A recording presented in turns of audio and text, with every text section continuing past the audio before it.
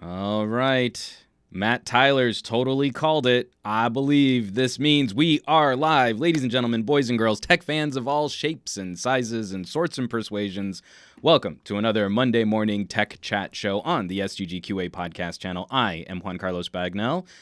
aka Some Gadget Guy, the SGG of this terribly named podcast. And the QA stands for question and answer because we want to make this an interactive discussion show.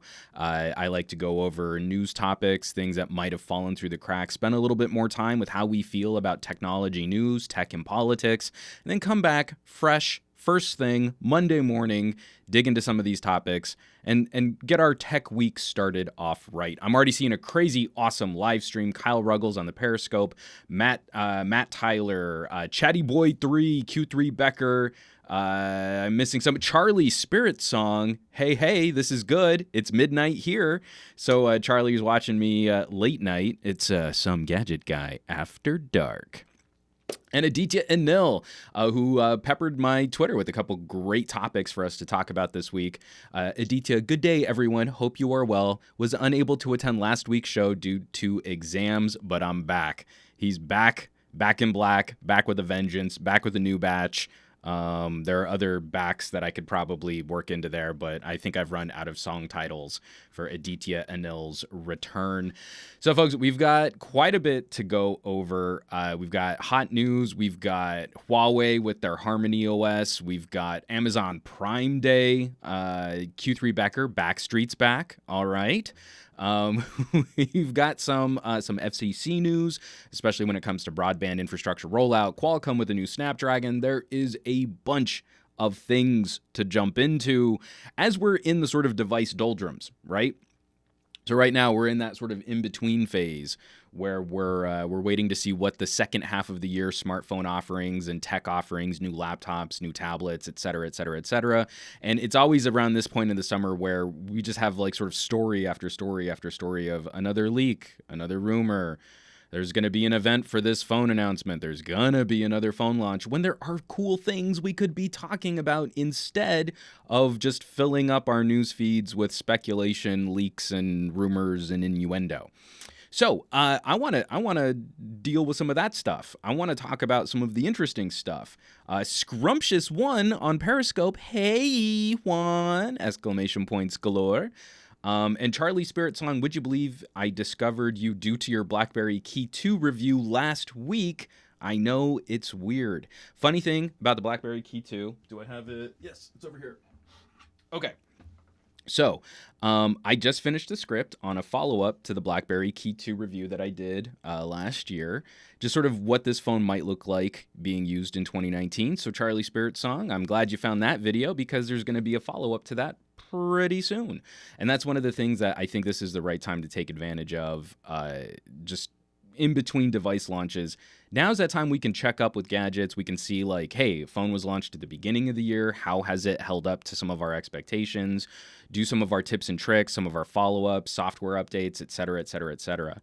It's increasingly, I'm not putting out reviews and I'm working against a review of a product in that initial launch week. You know, I'm fine doing a first impressions or a hands-on or 5 things you didn't know about this gadget kind of gimmicky video, but I'm really getting personally frustrated with the sort of quality of commentary we get where, you know, like I had 5 days to put this video together. It's 0-day launch. Consumers won't even be able to buy it for another 2 weeks. And then that's the end of the discussion. We're never going to come back to this gadget ever again.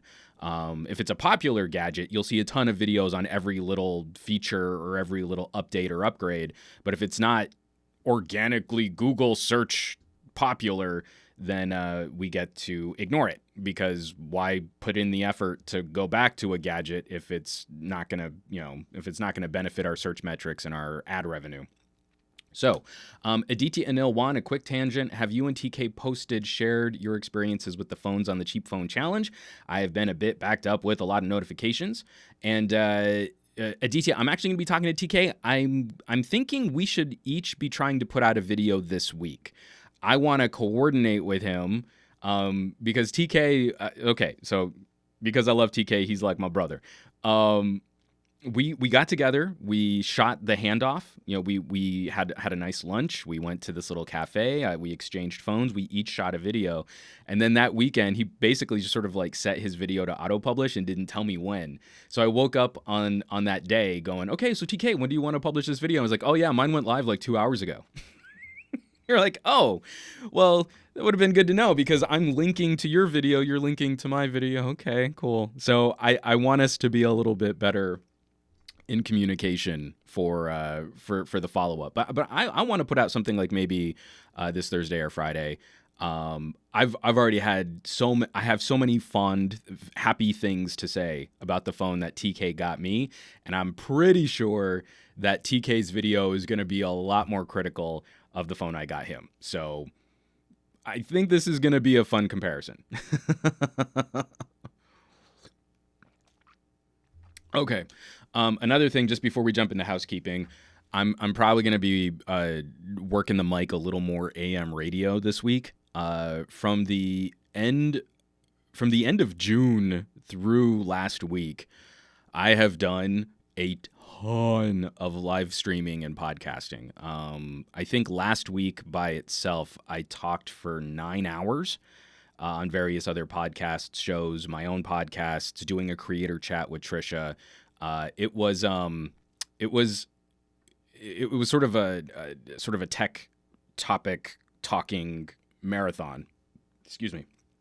So I will most definitely lose my voice before the end of this show.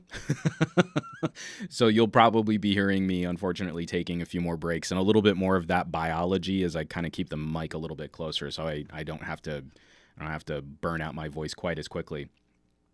There was another.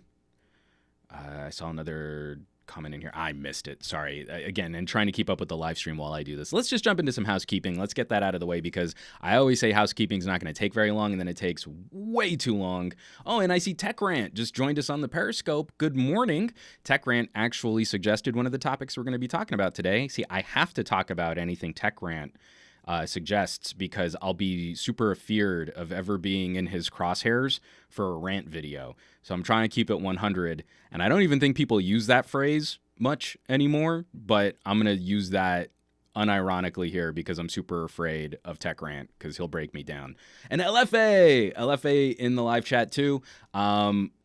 I teased last week a whole series of headphone reviews. I also want to throw out for LFA, that's a channel you definitely want to follow. Also for Audio Kit, if you enjoy your audio experience more than just it's convenient, so I plug him into my skull, he's definitely a channel to follow.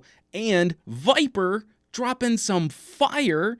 Captain of Team Apple, Mr. Viper. I believe that's Mr. Viper if you're nasty. You should also give his channel a follow too because I believe he's playing with one of my favorite manufacturers. He just got his hands on the LG V50, and if you want the perspective of someone who's not as much of an LG content creation camera snob, then I think you would do well to check out his videos on the topic. So, like I said, let's jump into some housekeeping. I'm going to take another sip of water here. First up, I've got Huawei as one of the topics we're going to be talking about today, just the ongoing shenanigans with that company and then how they're maybe going to be doing business with American manufacturers again, the United States and China using individual companies and agriculture as leverage in these ongoing posturing trade wars. One of the things that's very frustrating about that, and I have to put it out there, this is something I totally dropped the ball on. When we get our hands on these products, I've been trying to hold to a longer term review schedule. I've been trying to live with these products a bit more. It means I can't review as many gadgets, but I feel like I'm actually reviewing them and not just reading the specs off the side of the box, plugging them in for an hour, trying to run a battery benchmark and then saying, yeah, it's great, you should buy it. So one of the products that completely fell off of my production schedule, and it wasn't really fair to the manufacturer, was the Huawei Matebook 13. So I finally got back to it. And this is, in one part, sort of the long-term test drive, talking about my experiences in using sort of a MacBook Air or sort of a MacBook Pro 13 competitor product, at the same time as we get to kind of deal with some of the fallout from this recent trade war, these recent shenanigans. It's it's difficult to untangle the political drama surrounding that Huawei label while I'm just trying to talk about this was a laptop that did really well by me in my personal experiences, in my usage. But even if we were to try and put out the sort of the topic of a review, would you still buy one today? It's a product that's now being aggressively discounted and delisted. So while this video is definitely not timely, you know, the Matebook 13 came out at the beginning of the year, it's still sort of relevant to those who might be shopping a good bargain, might be looking for a deal. And it's something that you would probably want to jump on because it's already discontinued at B&H. I think it's closeout stock at Adorama. I mean, wherever you might be trying to shop this thing, that brand name now unfortunately comes with some heavy baggage. So what I tried to get back to was that as a discussion point, because at the same time, this notion of the thin and light laptop might not have a ton of life left in it. Depending on what you're doing, what your personal needs are, there might be competing solutions which can outperform it for less. So it's a little bit more of a philosophical and nuanced discussion. It wasn't just, well, and this is what I did with the laptop, and here's how the case held up, and here are the benchmarks, and here's a video rendering score, and blah, blah, blah, blah, blah. There are a bit more feels. So it's disappointing. To Matt Tyler's point, tech and politics should not be in the same conversation. And I mean, this is a podcast that I host a lot to cover how politics affects tech, but this was sort of a very direct example of a very present example of what happens when we start playing games with this stuff. And it was one thing that I don't feel like I lived up to my obligations, my responsibilities as a reviewer. So I'm trying to set that right. I'm seeing Armadillo Tech on Periscope. I will buy one if the Matebook has a good high deal. Again, it's tough because like we want to shop the best possible solutions for us, but then if companies are sort of getting pushed through the political process, or if you only buy products when they're severely or heavily discounted, then there's not a lot of opportunity for profit margins to grow, so companies start walking away from different price segments. It gets sticky. Matt Tyler, it's hard to talk about Huawei at the minute. They make some amazing things, but this ban has hit them hard on brand recognition. And that is definitely one of the things we're going to be talking later on in this podcast. Yes. Okay. Next bit of housekeeping. I'm going to click this over here. Just real quick. I keep saying real quick. This probably won't be super fast. I like to lie to you when it comes to how much time I allocate to talking about stuff. All right. Just catching up on what went down last week. This was a very special review to put out. I got to spend some time with the creative Outlier Air. These are true wireless earbuds, retail about $80. Q3 Becker, hashtag some lying guy, immediately followed by Matt Tyler, real quick, ... a long time later, ... and a DTNL. Tell me lies, tell me sweet little lies. All right, creative Outlier Air. I have had terrible experiences with inexpensive true wireless earbuds. I kind of swore the segment off at the end of 2017 and into the beginning of 2018. I kind of just put it up like, hey, if you want truly wireless earbuds, just spend a lot and you'll get a much better experience. And again, as I referenced LFA reviews, I've kind of been drawn back into at least considering some of these options. So I spent some time with Creative. Creative is a company I have been doing business with for 20 years, and they have a pretty solid reputation in the audio space. Like some of the audio kit they make is wholly unique to computer audio, and very few other companies kind of approach their dedication to audio. So for $80, I spent some time with these things jammed in my ears, and definitely pros and cons at $80, but it's sort of renewing my faith in this product segment, especially from the sportier side of the equation. I've got the full review. I'm not going to repeat the whole review here. That's why I get into trouble whenever I do housekeeping is I start telling you everything that I say in the review. So check out the review. But I can at least walk away from this segment of housekeeping saying positive impressions, a few cons you might need to consider. Sub $100 Bluetooth earbuds are getting so much better. It makes me so happy that they're not as punishing as they used to be. I still feel like cables should still be on people's lists of good audio products, but if you need to go cableless or you want to go wireless, thankfully the threshold, the barrier to entry, the price performance ratio, all gotten a lot better. The thing that was a little bit more difficult to talk about, and again, I don't like digging into the more critical aspects of reviewing. I like trying to stick with stuff that's more fun, but if I'm going to keep revisiting tech products and again, sort of sharing my honest usage and sort of my honest experiences with these, one of the phones that's been difficult to talk about for how much I want to love this brand has been the Nokia 9. The Nokia 9 PureView, and incredible, just a ridiculous camera experiment. This is the phone with 5 cameras and a dedicated depth sensor. It's a time of flight camera that helps you create some of the best looking software background blur. And it's very natural in its blur fall off. Again, it's software and it's a smartphone camera, so it's not perfect. It's not like you buy this phone and you can put aside your expensive mirrorless camera with super awesome lenses, but it's such a radical improvement to this type of an effect. And to build an entire phone over this kind of concept of crazy high dynamic range and depth tracking for a smartphone is just so much exciting stuff to talk about, especially if you're into photography and you're looking for those ways that we can improve phone cameras, we can improve the output of our phone content. I'm a huge believer. I'm becoming a cranky advocate of make more stuff from your phone, and if you're going to spend a lot on a phone, you should get a lot out of a phone. And the Nokia 9 totally whet my appetite for what comes next. Where can we push boundaries?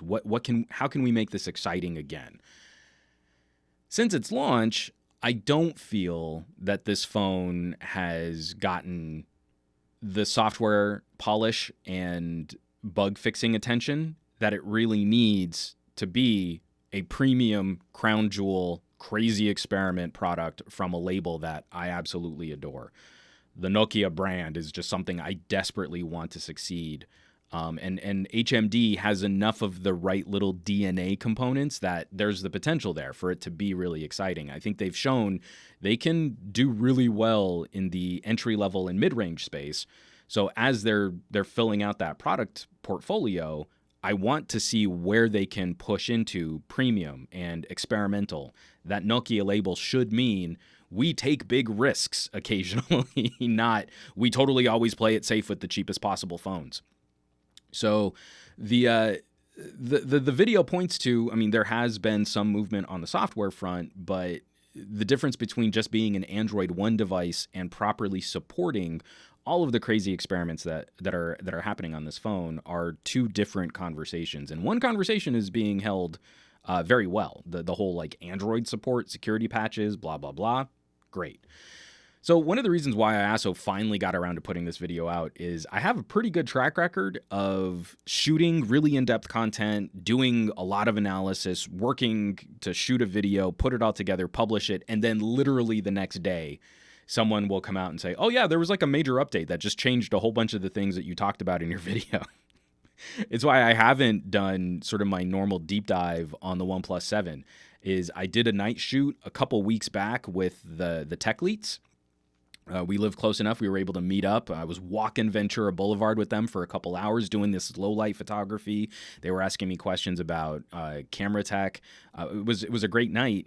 And then we've had 2 updates since then that have made me a little gun shy to go out and shoot the gigabytes and gigabytes and gigabytes of samples. Now a smartphone camera review can land somewhere around 80 to 100 gig of content that I shoot for all of the places that I like to capture samples from.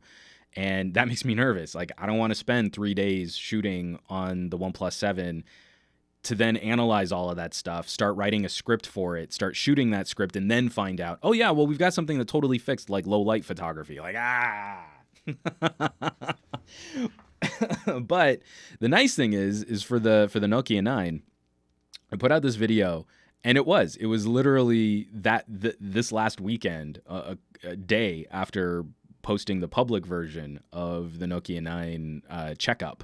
Someone was like, oh yeah, well, they're working on a European firmware that should have all of the July security patches too. So it totally worked again. Like, I spent all that time to kind of revisit the Nokia 9. I was just desperately hoping, please have some movement. Please put out another update. I will happily talk about another software update on the Nokia 9. I want this to be well supported. Not because I think people are going to be out there like, oh, I'm so conflicted as to whether or not I should buy a Nokia 9. It's, I want to see that this company can really handle what they promise. They can really fulfill what they're trying to accomplish here. And it's not just, well, we put out something interesting and now we're going to quietly disappear until the next one. And then we can put out something else. That's not good phone support. From Q3 Becker, LFA's been slacking off playing Pokemon Go. Can't fault him for that. He's got to get out of his house occasionally. Kiwi Mad Dog 420, pretty awkward being here with the Amazon strike going on. We're going to talk a little bit about that as we get to the second half of the podcast, where we're going to cover some more Amazon news. Matt Tyler, Nokia, more cameras means better pictures. Google, hold my beer. From what we've seen, I think parts of what go into the Nokia 9 will hopefully show up in future phones, but you can't get there if you haven't taken some of these experiments and tried to refine some of the things that happen from these crazier smartphone experiments. Q3 Becker, the next Nokia 9 needs to have 9 cameras, because why not? From Palm Guy 1. And again, Palm Guy, I really hope that means that you've got a Palm OS phone in your hands right now while you're watching this on Periscope. I want to play Snake on the Nokia 9. I think there are a couple different versions of Snake. It just doesn't feel right playing Snake unless you're actually pushing clicky T9 buttons. Like, that's what I want. Aditya Anil, I would seriously consider a Nokia PureView Android device for my next phone, but the 9 PureView so far has been a bit of a gamble, even with that Android One tag. And that's one of the things I talk about in the video, is what are our expectations when a phone has that Android One label on it?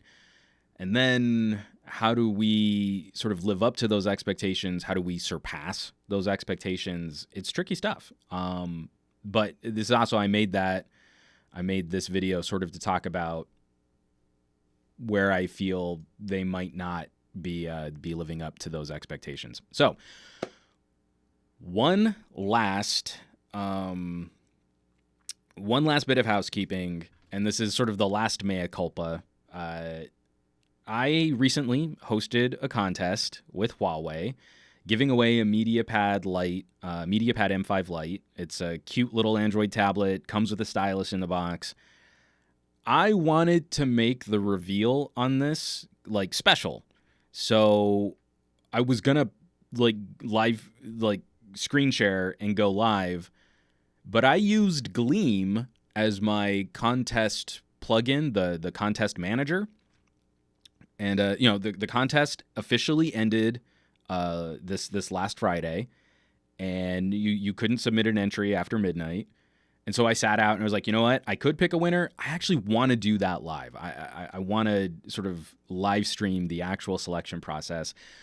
Woke up this morning to click on the link, and scheduled maintenance is in progress. Since I've been awake, Gleam's scheduled maintenance has gone from, we're just doing a brief server migration, it should only take a couple minutes, to we've encountered a failure on one of our database clusters, which we're currently restoring. We apologize for the inconvenience. So I'm completely locked out of my Gleam. As far as I know, everything should be fine. But where I promised you all I would be able to announce the winner during this podcast, I'm just going to hold off until I know I can get into it. And then I will post the winner on SomeGadgetGuy.com and I'll announce it on social media. It's just such a bummer. And I profusely apologize because I wanted to make this a bit more. I don't do a lot of contests. Huawei was nice enough to supply this extra tablet for me to give away, and this was one thing I was really looking forward to, was announcing the winner. So I can't. I'm really hoping that nothing else major has gone on wrong with Gleam's server issues and that I'll be able to get to all of those contest entries. This was a pretty well-trafficked contest, considering I don't give a lot of things away. But it really is driving home. I think if I'm going to be able to get everything in place... Sorry, I just saw the live chat. Abraham Artemis on Twitch. Press F for Juan. So a bunch of people paying their respects by pressing F. And Gary the Fireman. Gleam, you had one job. Palm Guy won. The judges were paid. So this is just the ongoing shenanigans. And how I need to like air some dirty laundry here. Hosting a contest is hard.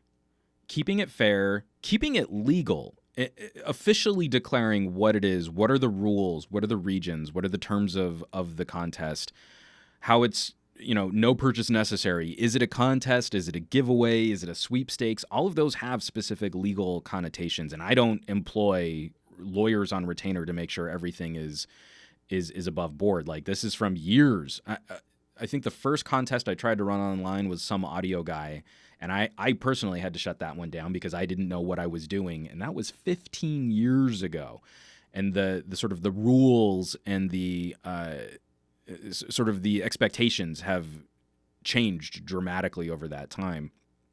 So it's very difficult to host just sort of an open, social media-driven contest. And if you're using these types of plugin managers, contest managers, now it's increasingly likely that you will be sort of shooed away from social media because of how spammy they can be. YouTube will now warn you about community strikes if you're including links to Gleam-hosted contests. So if I want to do a contest on YouTube, there aren't good solutions to sort of build a contest directly into YouTube. You can only do things like, well, I'll do sort of a chat. You drop a comment and I'll pick someone at random. But then it's nearly impossible for me to say, like, oh, well, this contest is US only. And I don't have tools to sort of weed out people commenting from other places or from other regions. Or, this contest is open internationally, but there are certain countries where there will be different expectations for things like import fees or taxes. And I have no idea how to restrict that or how to properly delineate, like, you can win this contest, but it might cost you a lot to accept this prize. So if I'm able to put together another contest, maybe revive my birthday contest. I used to try and do like a big hosted giveaway. One year Kingston sent just a ton of memory cards. Another year I did a whole bunch of like skins and cases for different phones that were popular. I think increasingly what I'm going to do is make it a really hard scavenger hunt. And I sort of broke this last week, and I think if you're paying attention to this podcast and you want to get a jump start, I put together sort of a failed alternate reality game that started on my channel, followed me to Pocket Now, and none of the people at Pocket Now knew that I was doing this. But I actually did give away 2 phones on Pocket Now by hiding secret messages and clues, and this like evil computer entity was sort of taking over the back end of all of my social media. It was a dopey story, but I had fun with it. I like messing with stuff like that. So, instead of trying to do like a, hey, subscribe to my channel so I'll get more subscribers who don't participate, I think what I'll do is make it sort of a retrospective on how not to do an ARG. And I'll make the prize pretty cool. Like, I think I might try and give away a phone. Maybe it's an LG G8, maybe it's a OnePlus 7 Pro, something worth digging into a little, but it won't be accessible to just contest junkies. You know, like if your whole Twitter persona is just, I'm in this giveaway, here's a Gleam link. I'm in this giveaway, I subscribed for this giveaway. I don't want you to win a phone, but I legally can't say you're not allowed to win a phone. I legally have to leave that stuff open, but if I make it really challenging to go and find like clues and hints from videos that maybe I posted like 5 years ago, then really the only people that might go down that rabbit hole with me are people that have been a part of this community and have been a part of watching my videos for a while. And that's the kind of audience I want to reward. I just can't legally only give away stuff to people like that. Like that, I haven't found a way to make that work legally. So we'll see. I don't know that it's going to happen, but if it does, that's the way that I want it to go down. It might be something as ridiculous as, you know, who can find some of the old defunct links from Juan's terrible ARG. We'll see. Let's go through these here. From Doomer, who's excited for the upcoming Xiaomi Mi A3 series, despite them being mostly CC9 devices with Android One. Question mark. I'm actually going to be talking about that a little later on. Someone else in my Twitter was talking about the Xiaomi. I wish I had more access directly to Xiaomi. Tech rant. People who want things for free complain the loudest. No matter what, someone will be upset. And I'm fine upsetting people who don't really participate except for giveaways. I'm fine making them upset. I want to use stronger language. I'm trying to keep my podcast PG.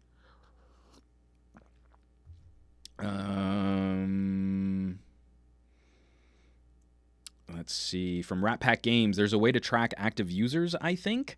Not very easily. See, again, it's difficult to coordinate and to keep, so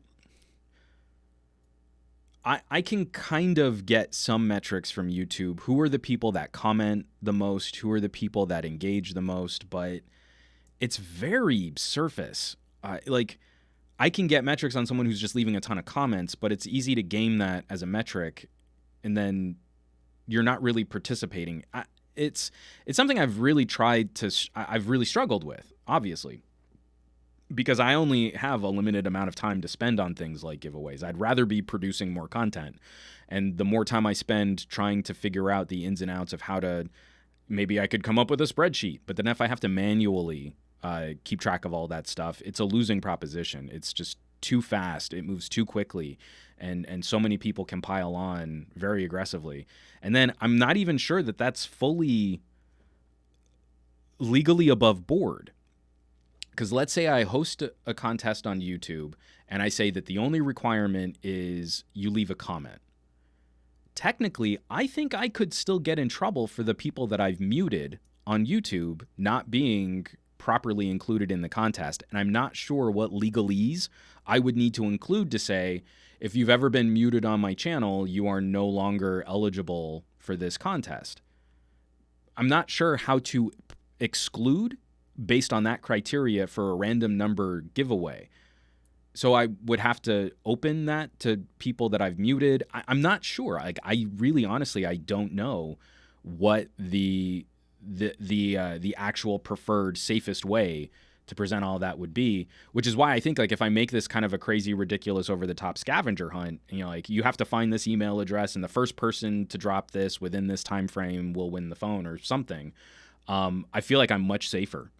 If it's sort of merit-based, I feel like I'm way safer than any kind in this current climate. I think I'm way safer than any random draw. Random draw right now, for me, feels the riskiest to keep everything above board, and then to not just give away product to people that don't really care about tech, but just want to win things. They're just contest junkies. For Matt Tyler, I would prefer more content than giveaways. Me too, Matt Tyler. All right, let's get into some news. That's enough of me whinging on. I almost kept housekeeping to a half hour, but it's increasingly like the first quarter of every podcast sort of needs to break some of this stuff down, because not only does this stuff move pretty quick, I feel like we don't spend enough time detailing reasons for why things happen or why things are the way that they are, how things work. And so I feel like that can build up some unrealistic expectations with the community out there, people watching this stuff. I think it's important to always sort of check in and say, like, yeah, I just got this new phone. I got these new headphones. I'm really excited about reviewing this new product for you. I'm fixing my desktop again so that I can show off a PC build. But that stuff takes time. And when we want to do this stuff right, especially if you have sort of limited resources for getting this stuff right, unfortunately it complicates the production timeline. And so I spend way more time sort of just checking and double checking and triple checking. So that's the gig. It's a fun gig. I'm living the dream. Let's get into some news. All right, so tech and politics. I know that's all of your favorite topics. We love talking about politics, right? It's why we get up in the morning. Apologies. So let me get this out of the way here. From Matt Tyler, you should give away a SomeGadgetGuy day trip. Oh man, how lame would that be though? Like, have lunch with SomeGadgetGuy. You pay your own airfare, and then we'll have an In-N-Out burger on me. Be the worst. For my fans out there. All right, tech and politics. This is a story that we talked about loosely last week. It's not that there's been a ton of development, but we finally gotten some clarification on what's going down with the FCC and San Francisco. If you are a states' rights advocate, I think there are some troubling policy at play thanks to the FCC. And if you're a broadband competition advocate, when the mission of the FCC, as stated by Ajit Pai, and the reason why he was so against net neutrality was to help proliferate broadband competition, now the FCC is actively working against competition in San Francisco. So, just real quick, this is crazy, quote, FCC kills part of San Francisco broadband competition law. This is written up by John Brodkin about 5 days ago on Ars Technica. I'll have all the links to all the stories in the show notes after this goes live. But from the article, the Federal Communications Commission today voted to preempt part of a San Francisco ordinance that promotes broadband competition in apartment buildings and other multi-tenant structures. But it's not clear exactly what effect the preemption will have, because San Francisco says the FCC's Republican majority has misinterpreted what the law does. FCC Chairman Ajit Pai's plan partially overturns San Francisco's Article 52, which lets internet service providers use the existing wiring inside multi-unit buildings even if another ISP already serves the building. The FCC said it's preempting the law to the extent it requires the sharing of in-use wiring, but Pai's proposal admits the FCC doesn't know whether the San Francisco law actually requires sharing of in-use wiring, which makes it difficult to understand whether the FCC preemption will change anything in practice. Okay. I really would like you to read through this article. It's fairly long. Ars Technica does a very good job of digging into the history of how this came about and some of the ramifications of what the FCC is proposing, because to try and sum this up, I don't really believe that the FCC will be able to completely block what San Francisco is trying to do. San Francisco has voted to sort of force tenants of apartment complexes and condos to open up who can serve the internet to that complex if the tenant owner owns the wiring. Because so many properties in Southern California were built I mean, California actually has terrible electric, right? The way that you see like telephone poles and power lines run to buildings, it's very old. And we only seem to fix this stuff when like there's a major earthquake. Knock on wood. We just went through a couple of really scary earthquakes. Haha, yay. When things get rebuilt. So there are a very significant number of complexes and buildings where the wiring that went in for data is technically owned by an ISP or carrier. Those installations where the owner completely outright owns the wiring that serves data are the only buildings that are going to be affected by Article 52. The FCC is still trying to prevent even that, where they are clouding this law with a phrase that doesn't show up in Article 52. The FCC keeps referencing in-use wiring, which is not in Article 52. So not only are they clouding the issue with this phrase, they're holding up a city's ability to manage broadband infrastructure and broadband competition by claiming this will somehow negatively affect competition if consumers are allowed to have more than one choice. And they're trying to confuse the issue with this term in use. I think it would be pretty clear that if a data cable to one customer is in use, that you wouldn't be able to just serve a different broadband provider. So like if you're using Spectrum, you can't also force AT&T down the same cable, down the same line. And when you read Article 52, it seems very clear because laws are never written with the most sort of common sense conversational language. They're laws. They're very legal.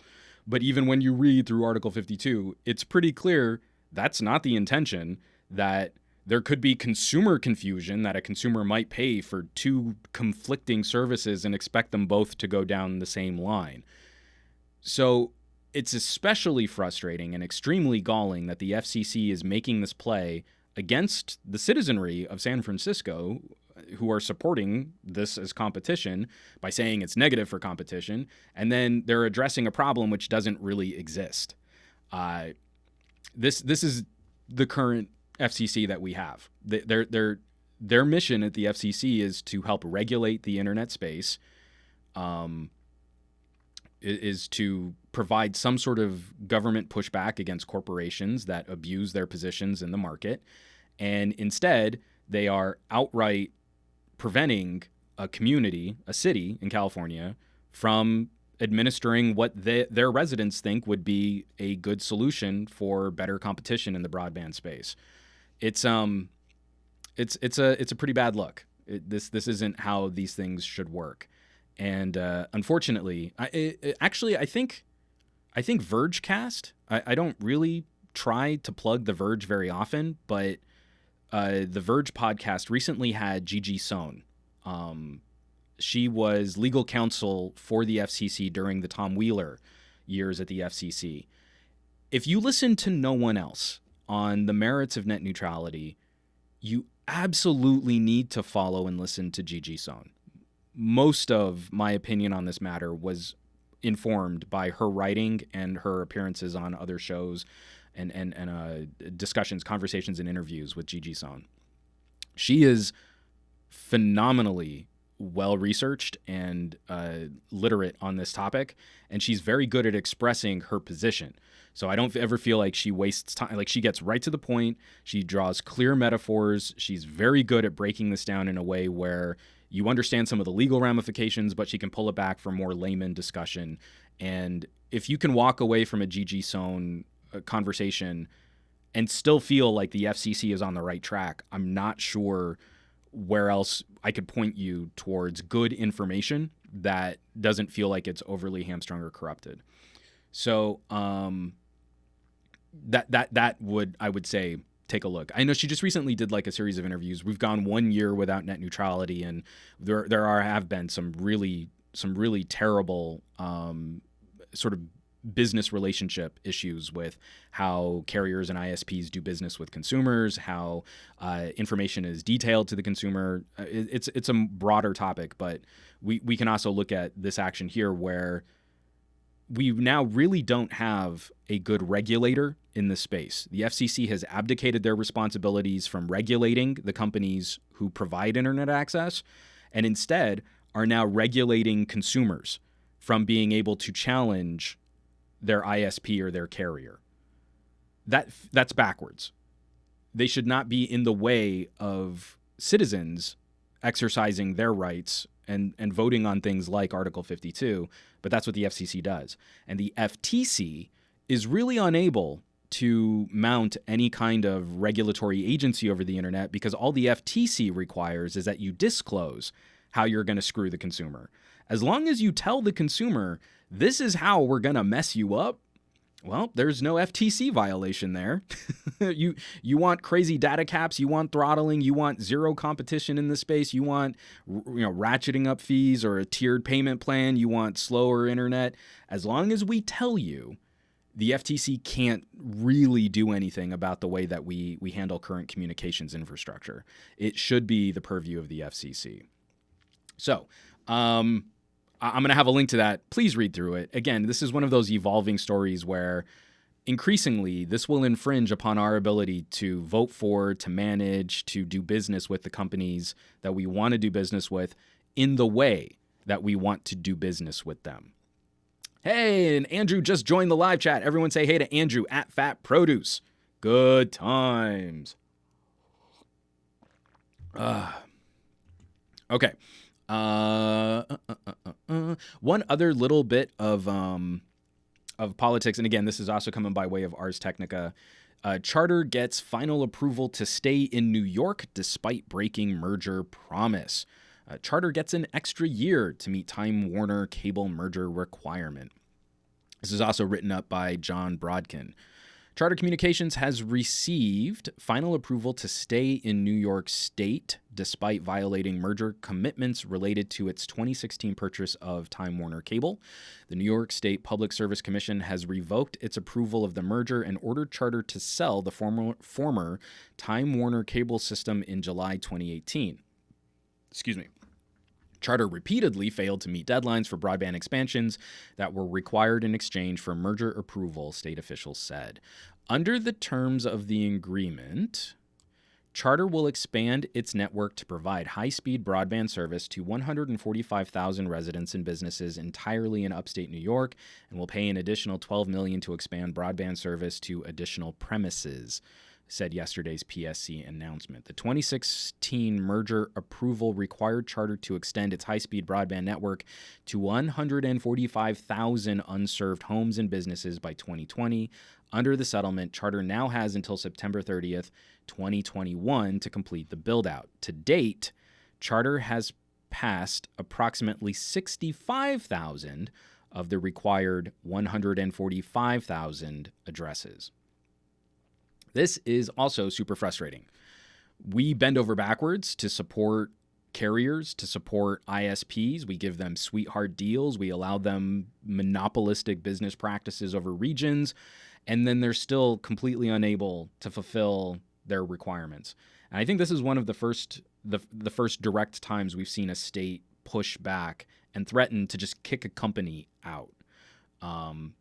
But of course, because this stuff is tangled and there are a lot of business deals that go on behind closed doors and there are commitments, and you can't just leave an entire population of people without some kind of internet access. So you end up continuing to do business with the supplier, even though they're not living up to their commitments. They're going to get an extra year and they'll have to pay some stiff penalties, some real hard penalties to pay for a multi-billion-dollar corporation.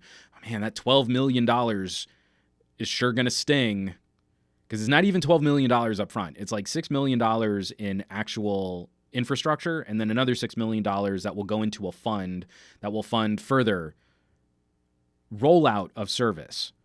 So it's basically they're going to pay $6 million to the state of New York, which is basically then just going to go into a long-term fund that will then fund more infrastructure that Charter will again get to pay off. They'll get to profit from. And this keeps happening time and time and time and time again. We allowed carriers and ISPs to tack on extra fees so that we could eventually start rolling out fiber to home. And Verizon kind of played around with Fios for a little bit, and then everyone went, nah, cell phones. So the hundreds of billions of dollars that the industry has received, that just kind of all went back into their profit margins. And now, and I've said this on numerous podcasts, I'm going to keep bringing this up. Now they're saying, well, if we want better broadband competition, you need to give us more tax dollars. We need more tax dollars so that we can roll out these new services and these faster internet speeds. 30 million Americans don't have access to broadband. And the definition of broadband is terrible in the United States. Like 20 megabit down, broadband internet. And 30 million people don't even have access to that. Increasingly expensive solutions for satellite at 1 megabit, DSL at 1.5 megabit. A number of people that are probably still on some kind of antiquated but horrifically expensive dial-up. And now this type of situation. You promised 145,000 connections. You were only able to deliver 65. You couldn't even get halfway. And the state of New York is saying, oh, we're real angry. We're going to kick you out. But we'll give you an extra year to see if you can pull it off. This is pants on head stupid. I was really hoping to see the government in New York, the state government, actually draw a hard line and say, you done messed up.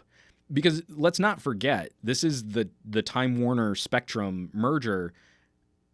This company is still under state litigation over throttling gaming connections. Spectrum in New York was caught during this time period of where we actually had net neutrality of still throttling game streaming. Being able to play online and then also stream online. They stood in the way of that as a service. And now that there's no net neutrality, technically they'd be fine. If only they'd waited for a Republican administration. But yeah, these penalties are kind of ridiculous. So going forward, there will be these other sort of thresholds. Like if Charter doesn't meet this number of households, they have to pay penalties on the number of people that they still haven't served. It's $2,800 for every address that doesn't make those interim deadlines.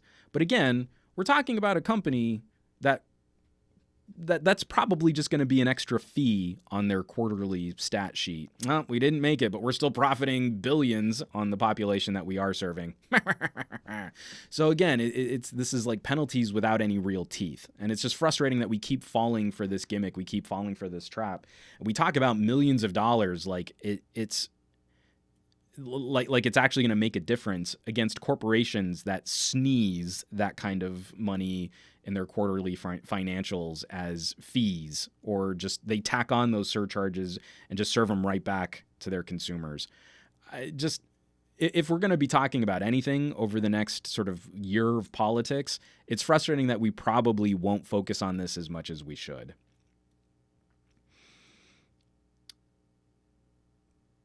From Q3 Becker, Steve.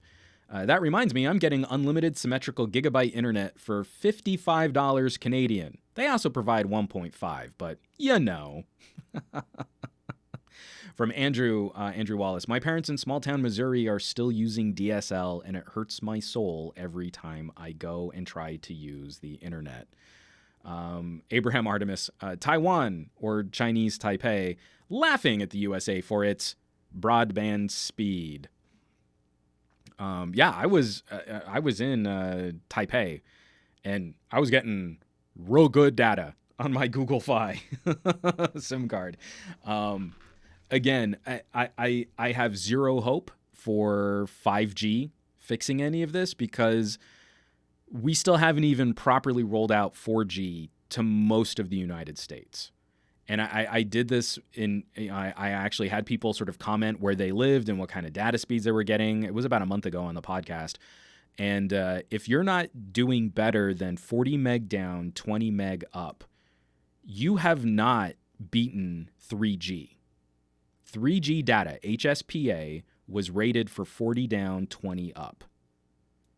It could be expanded. You could have like an HSPA plus if you were in the right area with the right modems on the right radios, I think to 120 down. But that's not really what HSPA was rated for. 40 down, 20 up. LTE can be expanded up to gigabit speeds in very localized and very controlled tests. But you could have the infrastructure to support that on 4G. 5G is really just going to be a router swap. You know, like if you have a slow modem, but you put a fast gaming router on it, your internet doesn't get faster. Just because you have an awesome router doesn't make your modem faster.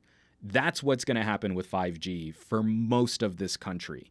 We're so impressed with these insane data speeds when we go and test 5G, and there are only like 5 people in that region who have 5G phones. We're rolling it out in Chicago. Man, look at this Sprint 5G.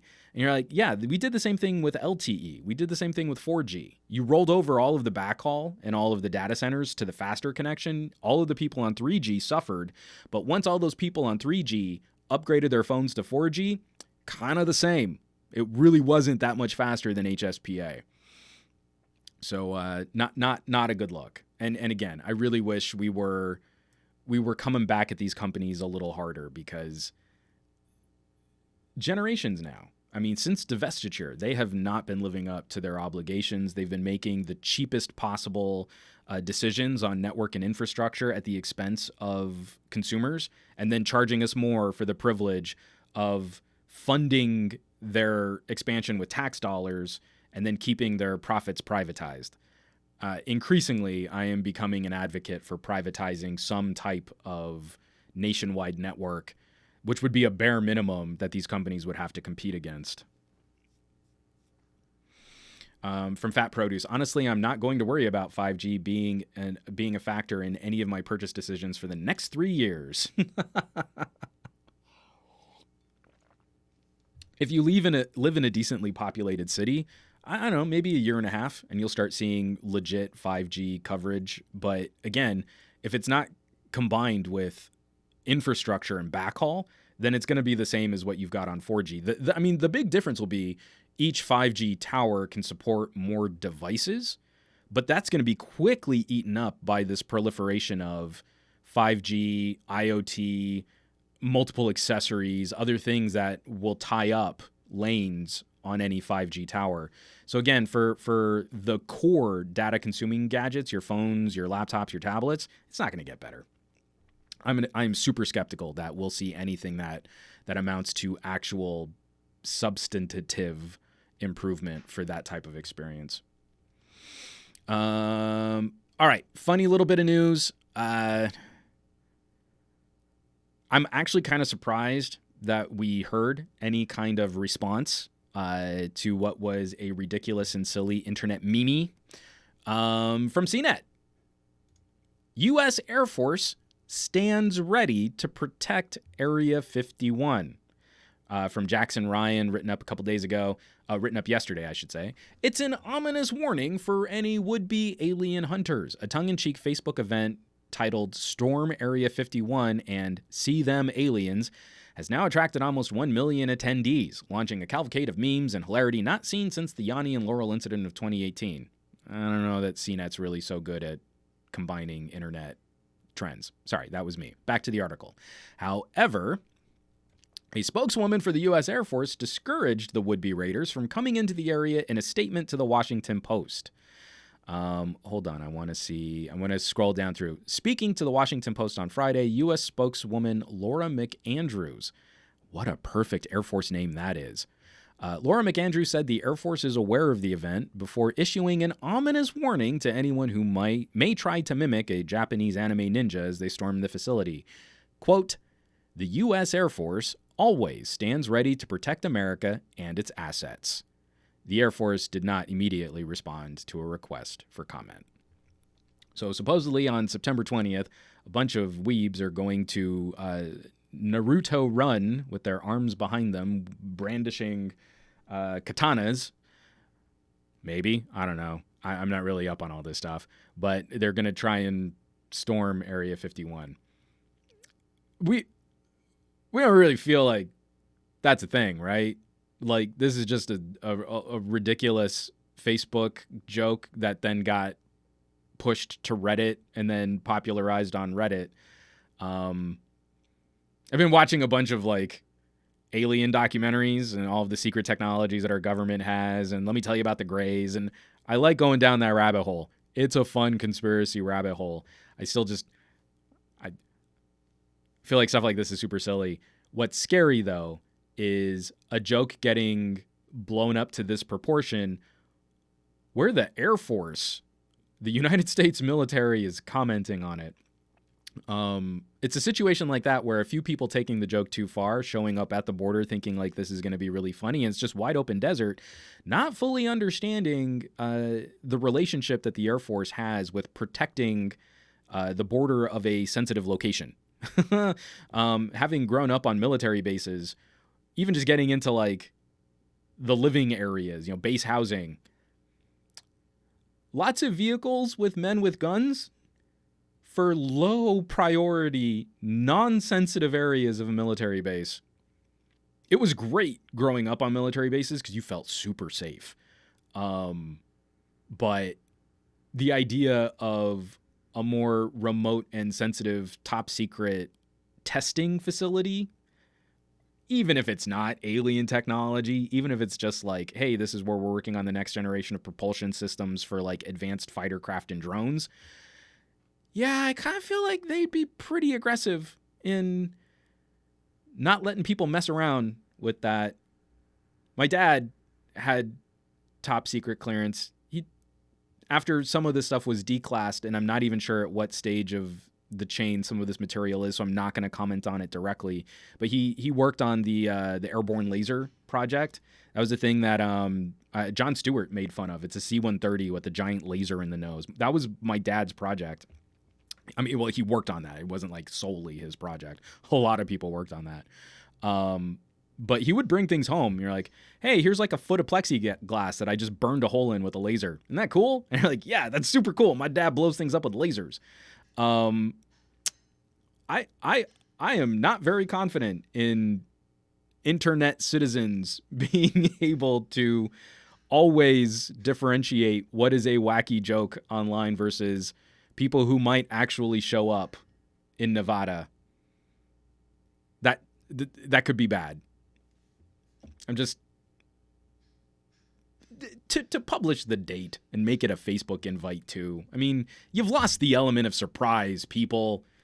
How anime ninja can you be if you're telling the government when and where you're going to show up? Just completely ineffective. I mean, come on. From Aditya Anil, it has transcended memedom into something great. Hashtag tinfoil hat. Hashtag some alien guy.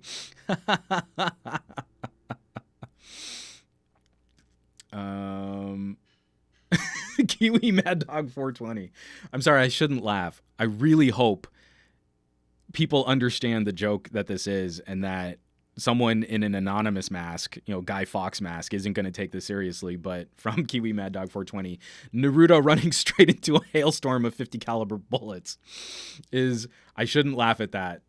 But I've got an anime mental image of that, and it's way funnier in my brain than it would be if it happened in real life. I'm not imagining the real life version of that. Gary the Fireman, dune buggies would work better to breach that fence line. Maybe dune buggies would. I just have to believe a couple helicopters piloted by really good military pilots would mount an effective defense against some consumer dune buggies. From Abraham, never underestimate people on the internet, Juan. There's always a possibility that they're genuinely serious about this. Oh, so bad. From The Last Donut, no doubt that it was a joke. Also, no doubt that people will take it seriously and actually show up.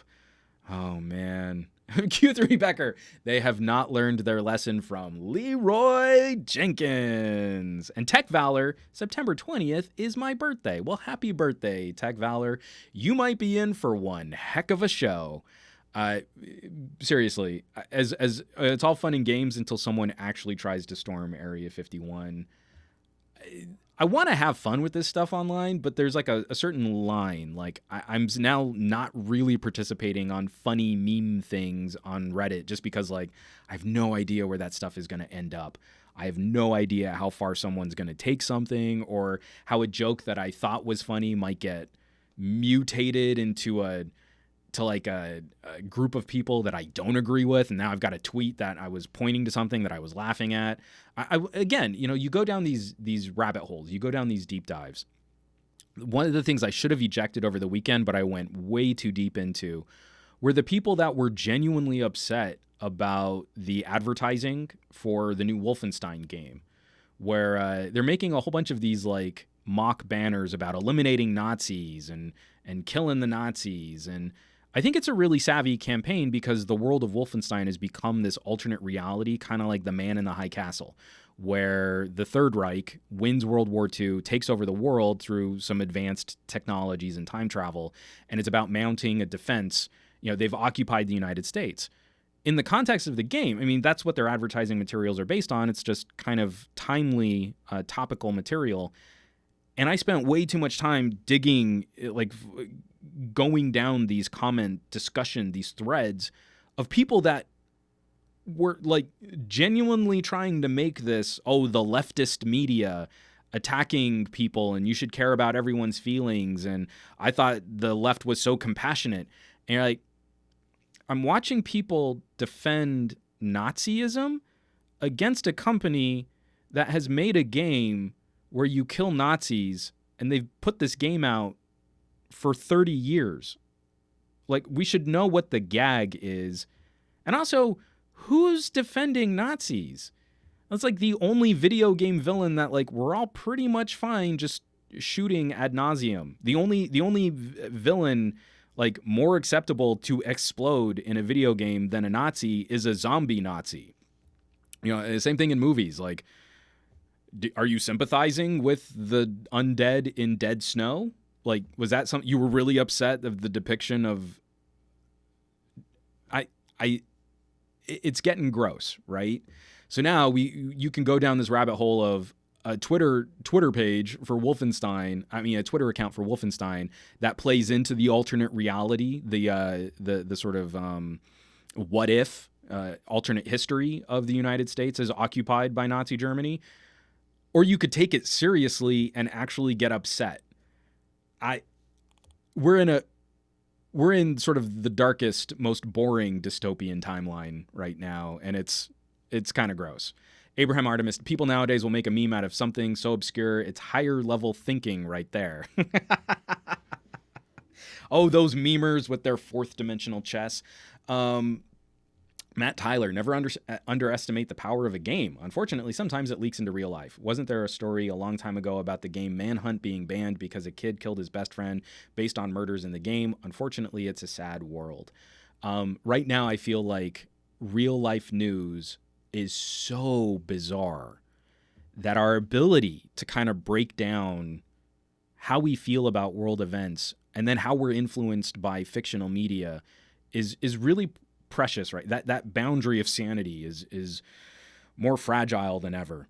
Because not even like the political discourse, it's just how we're influenced by the media we consume. I am during the video games cause violence, the Jack Thompson days, they're murder simulators.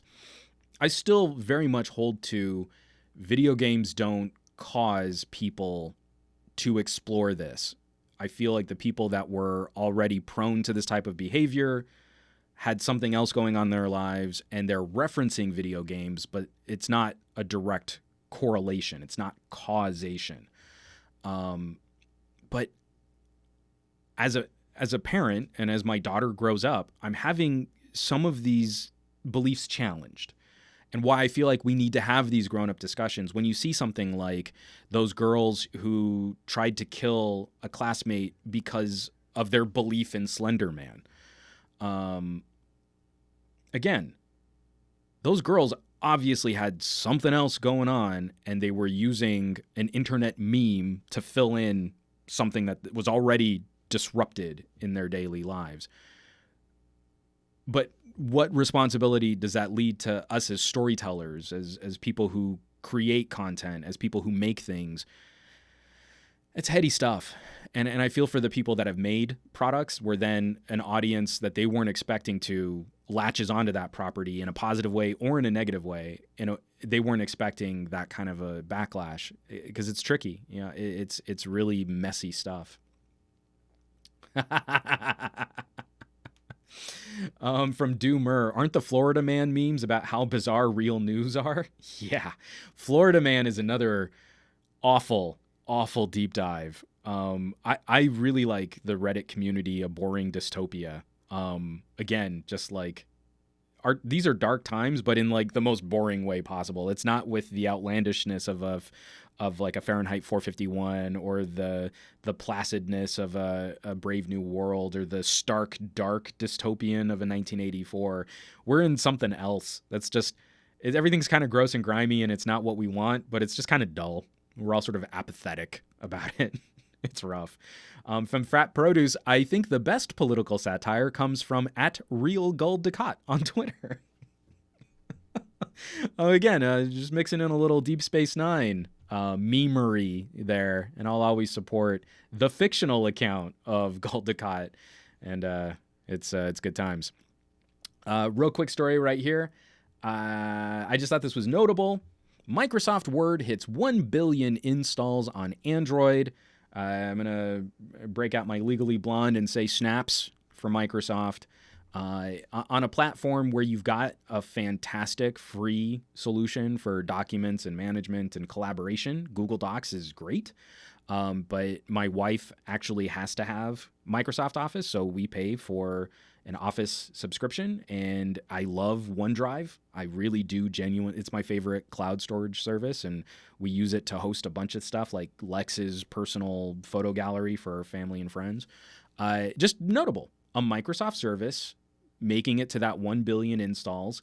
Word is one of those ageless products. I mean, it's not an exciting, you don't get excited about Word, but you do kind of perk up a little bit where Microsoft's server-side strategy makes a lot of sense. Instead of trying to support an operating system that their team wasn't super invested in, it makes me crazy sad that we don't have Windows Phone anymore. But at least some of those services live on and are accessible from any platform you might want to jump on. So not bad. Not bad, Microsoft. 1 billion installs. That's a pretty big deal.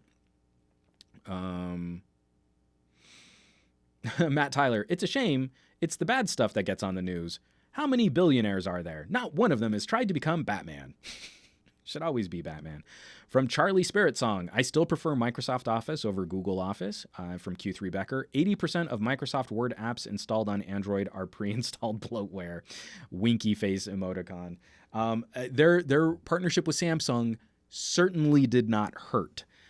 But it's interesting. I mean, to kind of Charlie Spirit Song's comment there, we do need to value support infrastructure and momentum. And enough businesses are still tied into the Microsoft Office ecosystem that you can't always get away with using a Google Doc.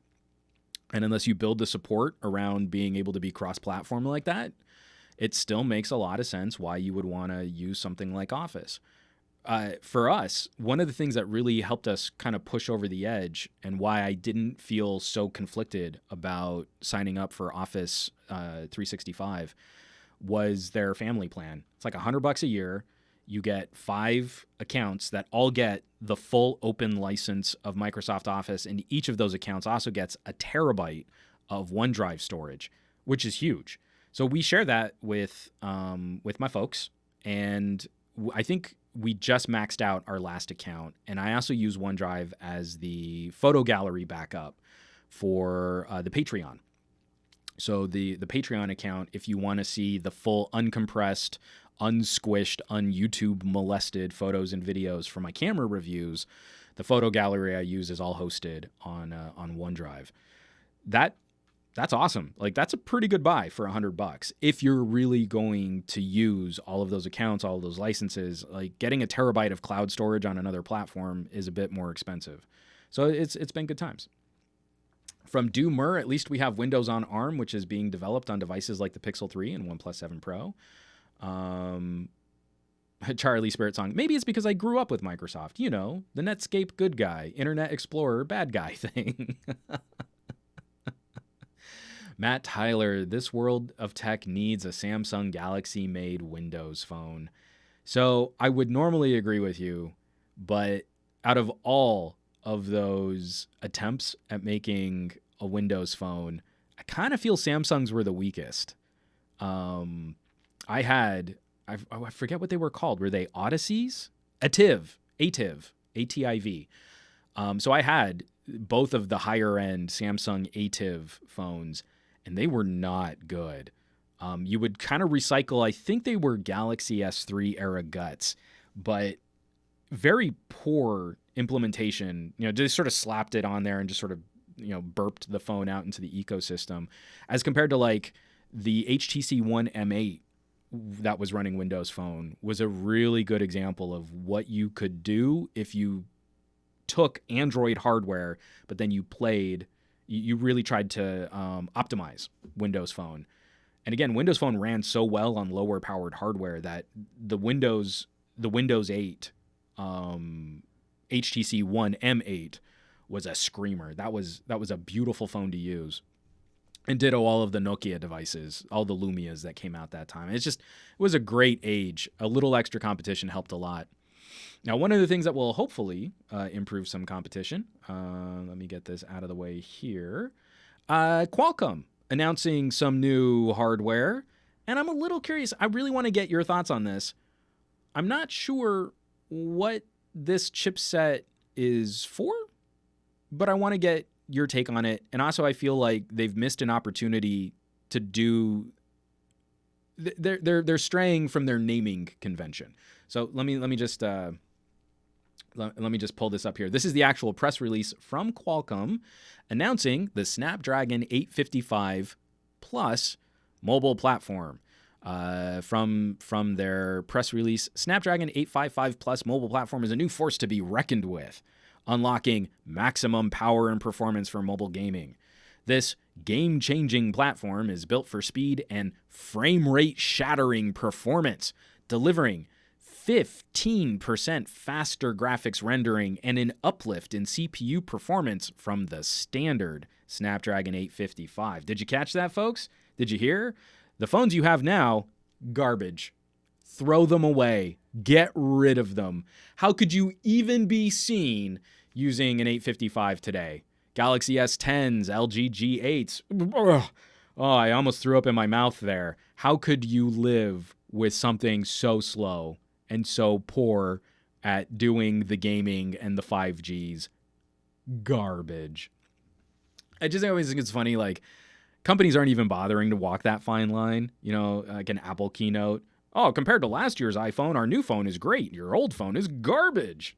It's terrible now. And it's kind of the same thing here. It's like 15% faster graphics and an undisclosed uplift in CPU performance. So from what I've been able to untangle, it looks like the CPU cores clocked in the 855 Plus are about 100 megahertz faster. So you're at like 2.8 gig on something like an LG G8, and I think it's just sort of a clock speed ramp to 2.9 gig on the 855, and they're sort of tweaking the Adreno GPU so that it can push about 10% faster performance. But one of the things that's bothering me, it's not even that I wasn't expecting that we'd get some kind of refresh. Qualcomm used to have a naming convention that made sense for this, where sort of the first two numbers would be the category, you know, so like you had the 800, the 805, you had the 800, the 801, the 805. That generation of processors showed that it wasn't radical change, but iterative and helped improve things like higher resolution screens, right? From the 800 to the 805, we finally had proper support for quad HD displays. We had the 820 and then the 821. We had the 835, then the 845. Those never had boosted versions. So the 835 never had like an 835 plus. We never had an 845 plus. But we used to have the zero, right? So we could have had an 850 at the beginning of the year, and then we would have had the 855 for the second half of the year. Just like when the 820 came out, towards the second half of the year, we got the 821, and that came with a little bit of a performance boost, but it wasn't a radically different chipset. That's what we have here. It's just now super clumsy that we're calling, we're adding to their numbering convention. So now we'll have to talk about the 855. Is it the Snapdragon 855 or the Snapdragon 855 Plus? When we could have made that a lot easier with it. Snapdragon 850. Oh, the Snapdragon 850. Great. So that was a phone at the first half of 2019. Oh, you got a Snapdragon 855? That's a phone at the second half of 2019. And now my brain just hurts because it's more crap than I need to memorize whenever I'm talking about specs, and I'm going to misspeak in a video, and I'm going to get a bunch of angry comments. Well, actually, the CL timings on that are CL16 at 2.3 watts. And you're like, oh my God, I just want to smash my face on my keyboard because I just made up all of those numbers before, and that doesn't actually mean anything. Memory timings. Yeah, I went down that deep dive on X570 for AMD last week. From ShareBay, naming conventions are broken in general in tech today. Completely agree. Q3 Becker, my phone just turned off as soon as the 855 Plus was announced. Totally useless. From ShareBay, USB 3.1 Gen 2x2. Come on. Matt Tyler, naming is 800, then 801, then 810, 835, and so on and so on. Qualcomm can't count. So frustrating. Kiwi Mad Dog 420, at least the number goes up. Microsoft couldn't figure that out with the Xbox.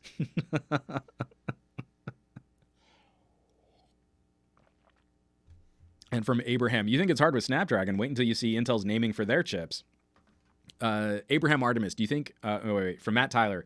The only thing that matters really nowadays is battery performance, because honestly, speed and graphics don't make a difference from chip to chip. I mean, I agree. I also think we've been overbuying for the last couple years. Anything from like an 821 on. The Snapdragon 821 was...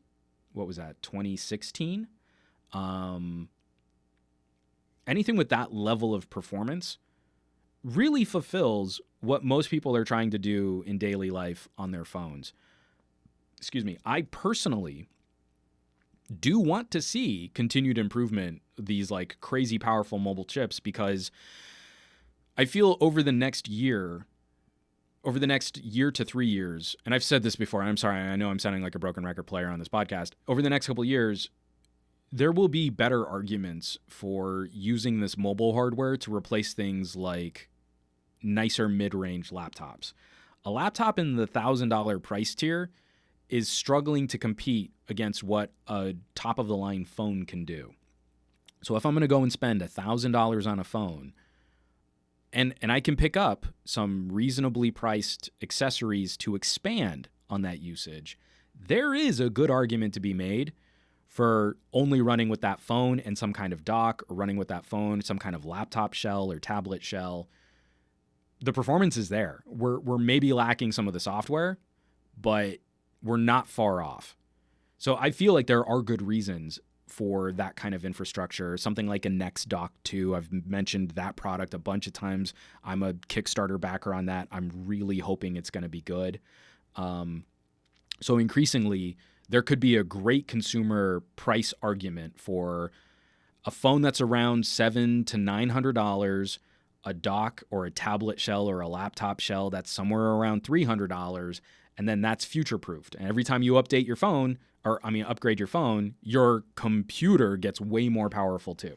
That could be great. But again, for a lot of what people are just sort of generally doing on their phones and not looking at that kind of cross-platform usage, like a $300 phone is really about all they need. It's not even flagship killing anymore. It's just, how about you don't grossly overbuy just so that you can snap a couple photos for Instagram and check your Facebook. Oh no, email is hard. I better have a laptop grade processor in my phone. Womp womp.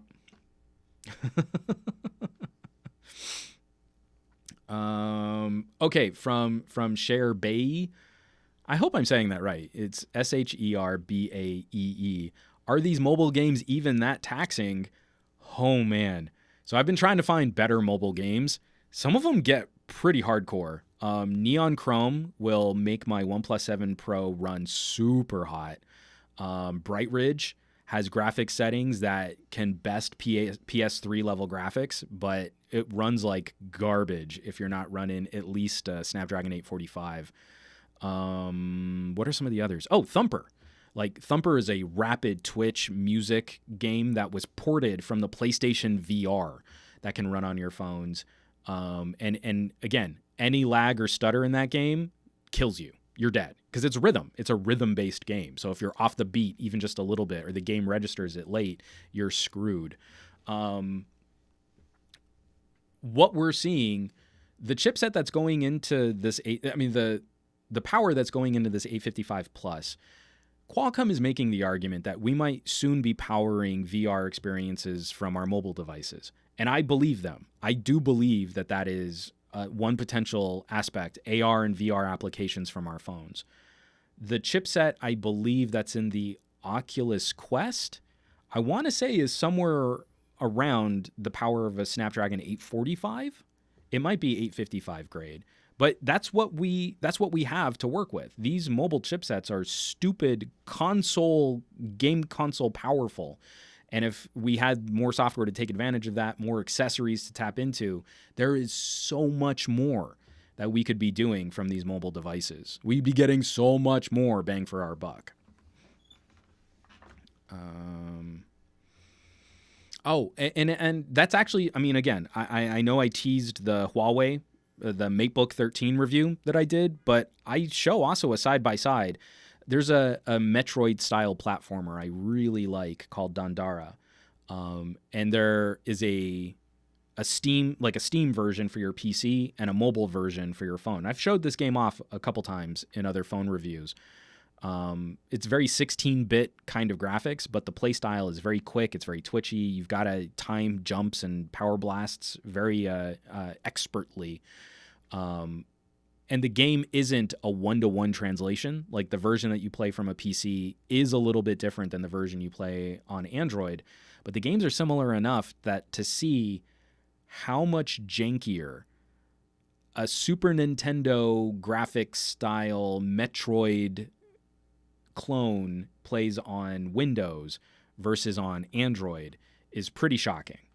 And how my OnePlus 7 Pro can keep up higher than 60 frame per second frame rate on this mobile game, where my Matebook 13 struggles to keep up with like a 30 frame per second frame rate is pretty telling. Like, my $1,300 when it was brand new retail priced Matebook is not keeping up with a $700 phone is nuts.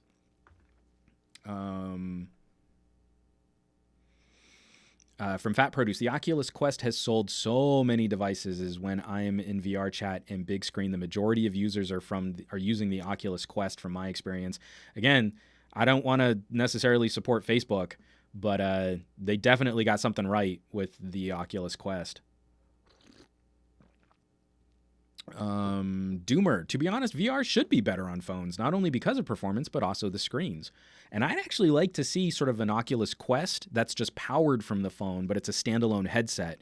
So you don't have to have a screaming hot phone plastered against your forehead. That was the scary thing using Google Daydream, was how hot that phone would get in the cradle with the Snapdragon 821. And it worked well, but I could only game for about 10 minutes before I was very nervous about how this stupid hot computing thing was so close to my eyeballs.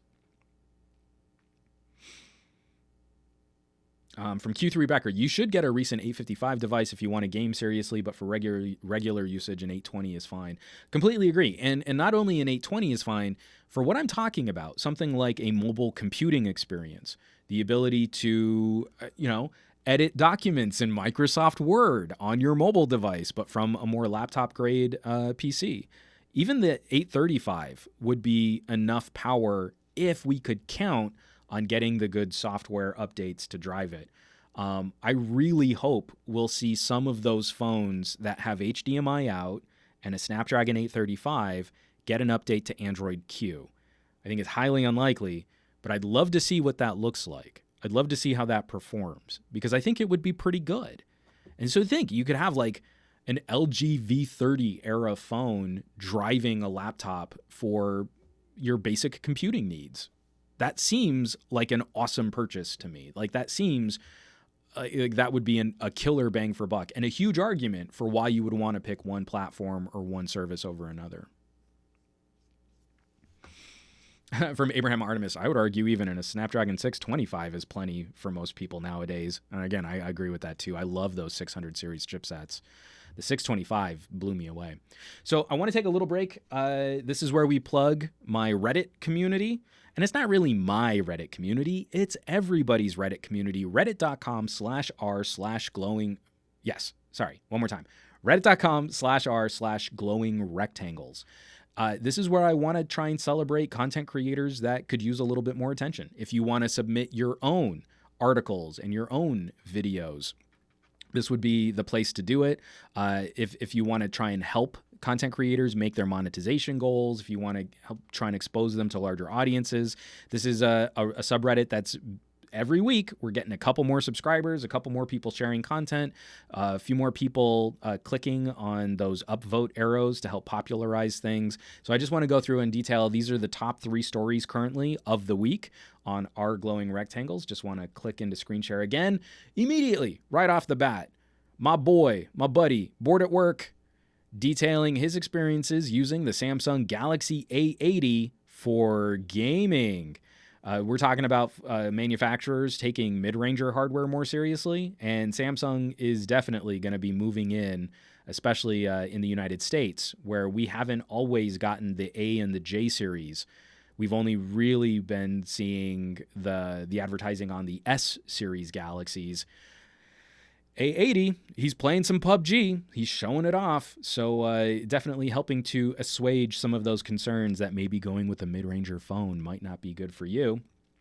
This is another channel I've really started following a lot in earnest from Gadget Byte. The Redmi AirDots review. Are these the best wireless earbuds under $30? And they've got a great breakdown just using some true wireless earbuds coming with the Redmi label on them. I've had some poor experiences under $100. So if you want to get the breakdown on what sub $30 true wireless earbuds, should definitely check out this video. And then also, is this another channel? I think they recently broke their 100,000 subscribers. Last week we talked about Gary Explains breaking his $100,000 subscriber barrier, not $100,000, 100,000 subscribers, a great threshold. But again, that's still a relatively small channel on YouTube. And increasingly, YouTube doesn't really take that tier as seriously as they used to. They're very, very aggressively promoting channels that have over 1 million, over 2 million subscribers. So you go and subscribe to one of these channels, and you'll still get, oh, well, if you liked this smaller channel, you obviously only want to subscribe to MKBHD and Unbox Therapy. And you might want a little bit more diversification in your gadget content than that. So again, if there are people that you follow and you're not seeing them on glowing rectangles, please share them because I want to find more voices in this space, not fewer.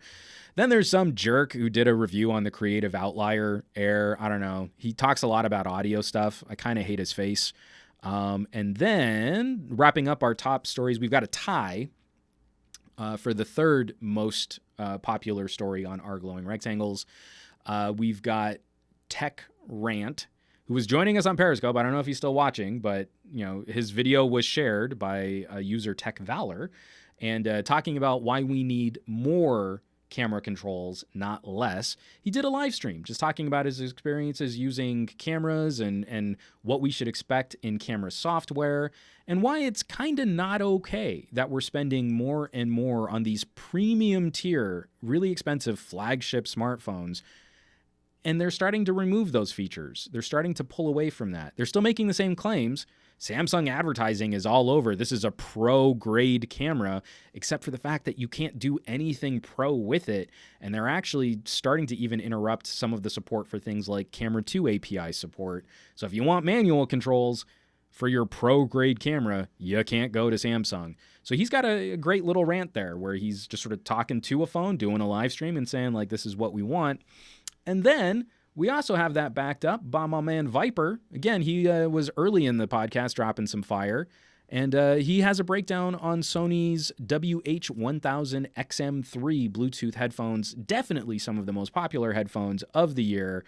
But he's got a long-term review. He's been using them for a couple months. And he's throwing a little shade at Bose with how much he likes his Sony purchase. I'd be curious to see what his experiences were because, again, he's captain of Team Apple. So if you're using Sony headphones on Apple products, are you really getting everything that you should? Because Apple doesn't have support for advanced audio codecs like aptX HD or LDAC. And so if you're stuck with just AAC on your premium, super expensive iPhone, you might not be getting everything that you could be getting out of your awesome, super expensive Bluetooth headphone purchase.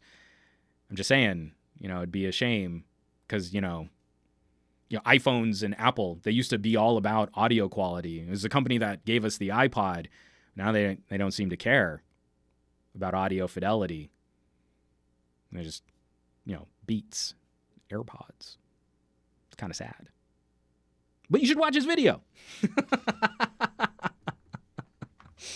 From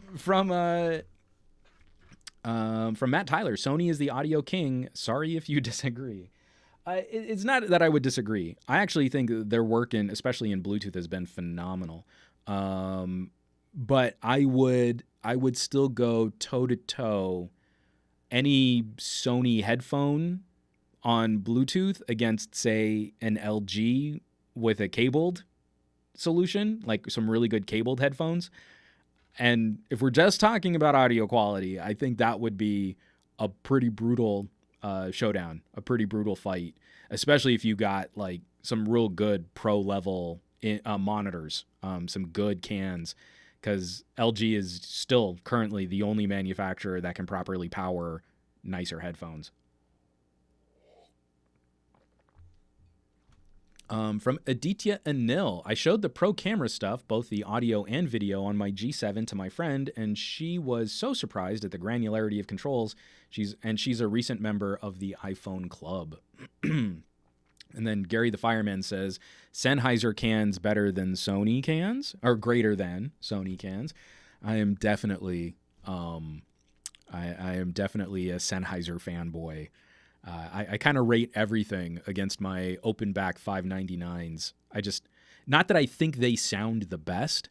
It's just such an accessible, clear, open sound for a pair of headphones that if I'm going to use anything as my baseline, those are the headphones I turn to as my baseline. But their work is just phenomenal across the board. Excuse me. From Matt Tyler, Hi-Fi DAC LG cabled would beat any Bluetooth headphones. Agree. Abraham Artemis, the best solution? You could just use Sony headphones with your LG smartphone. That's what I like about, seeing headphone jacks still on a handful of phones. It's the best of both worlds. I'm not looking at the Pixel 3a and thinking, well, that's an audiophile grade device.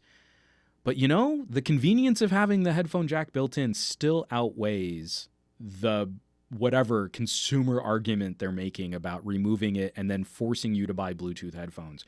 If I plug in some cheap Chinese manufacturer in-ear monitor style earbuds, they still sound good. They don't sound great. They still sound okay on a Pixel 3a. That is still more convenient than only being able to turn to some kind of Bluetooth solution.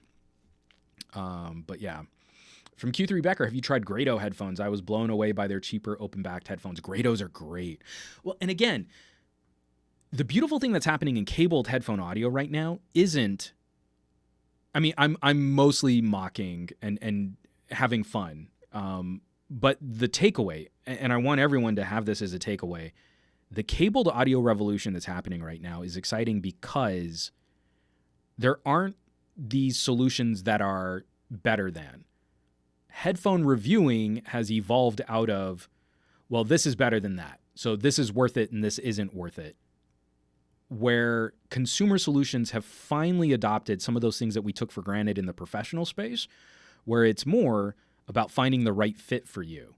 Do you want real big, deep thumping bass rumble? Do you want a smiley face EQ? Do you want a deep V cutting out the mids? Do you want roll off on the highs? And do you want to boost the mids? Do you want that crazy, juicy multi-driver, hyper saturated sound? Do you want something that's a little bit more mellow? Are you listening to jazz and classical? Are you really trying to thump electronica, EDM, and dance hall? Do you want good old school hard rock? We can facilitate that more specific solution across the audio spectrum. And that some of the pricing now isn't just it's one driver or two drivers. These earbuds have 3 drivers and more. What's the casing like? What's the fit and finish like? What is the tuning like? And that is way more exciting to me than just, oh, this one's better, this one's worse. That's what's happening in cabled headphones right now, where the price wars, $20 earbuds are just absolutely murking what we used to spend hundreds on in terms of audio fidelity. Even if the tuning gets a bit wonky, we can fight those battles now. And if you have a headphone jack, you get to benefit from some of this explosion in new options, new manufacturers, cheaper manufacturing solutions. I mean, it's very, very exciting. And that also pushes up the competition that we have at the high end. So when you start talking about Sennheiser 599s, you start talking about Grados, you start talking about what is that? Mass Drop and their relationships with audio manufacturers. That stuff gets really good. And again, I just find it's so incomplete, you know, the discussions people have about technology where we're just not loving our ears enough. There are options out there. You can really love your ears. If you really want to feed them something pretty, if you really want to feed them something juicy, it doesn't cost a lot now to do that, which is just great. Let's get back into a couple more news topics. This podcast has run crazy long. It's real bad. So I have a couple stories here. I do want to bring this up because of what we're going to be talking about. What I want to wrap the show on, and I'm going to run longer than 2 hours, but what I want to wrap the show on is sort of the retail environment. Amazon Prime Day is happening, and there are all these flash deals. Everyone's real excited. Lots of people spending money. So one of the things I wanted to point out was actually a company taking steps to engage in direct sales with their audience. Now, I do a lot of work for Newegg. Newegg was a launch partner for AMD. Day one for the 3rd generation of Ryzen, that stuff sold out across the board. The interest is there where AMD is taking their consumer relationships a bit more seriously, and they're going to start direct sales for non-limited edition parts. So there's the AMD Ryzen 9 3900X. I believe this is the $499 chipset, CPU that you can buy, and they're going to be selling it directly. So if you go to AMD's website, you'll see a button that says add to cart. The AMD is going to be supporting this in their own store. In the past, AMD would only do this with very limited edition or enthusiast parts. So this is one of their more mainstream, high-end desktop computer parts. Again, we talk about sort of the consumer side as this being a mid-range part, but when we're talking about a 12-core CPU with 24 threads at $500, that's pretty high-end computing from a consumer standpoint. It should be great for people that are looking to do content creation and gaming. That's interesting. I'm going to be at Newegg tomorrow, probably hosting an interview with Gigabyte and doing some live streaming. I'm going to be very curious to see what Newegg's reaction is to this move, because it doesn't necessarily unseat their relationship with Amazon, their relationship with Newegg, any of the other retailers that are selling parts, computer parts separate, and then also system builders, if you like to buy your PCs pre-built.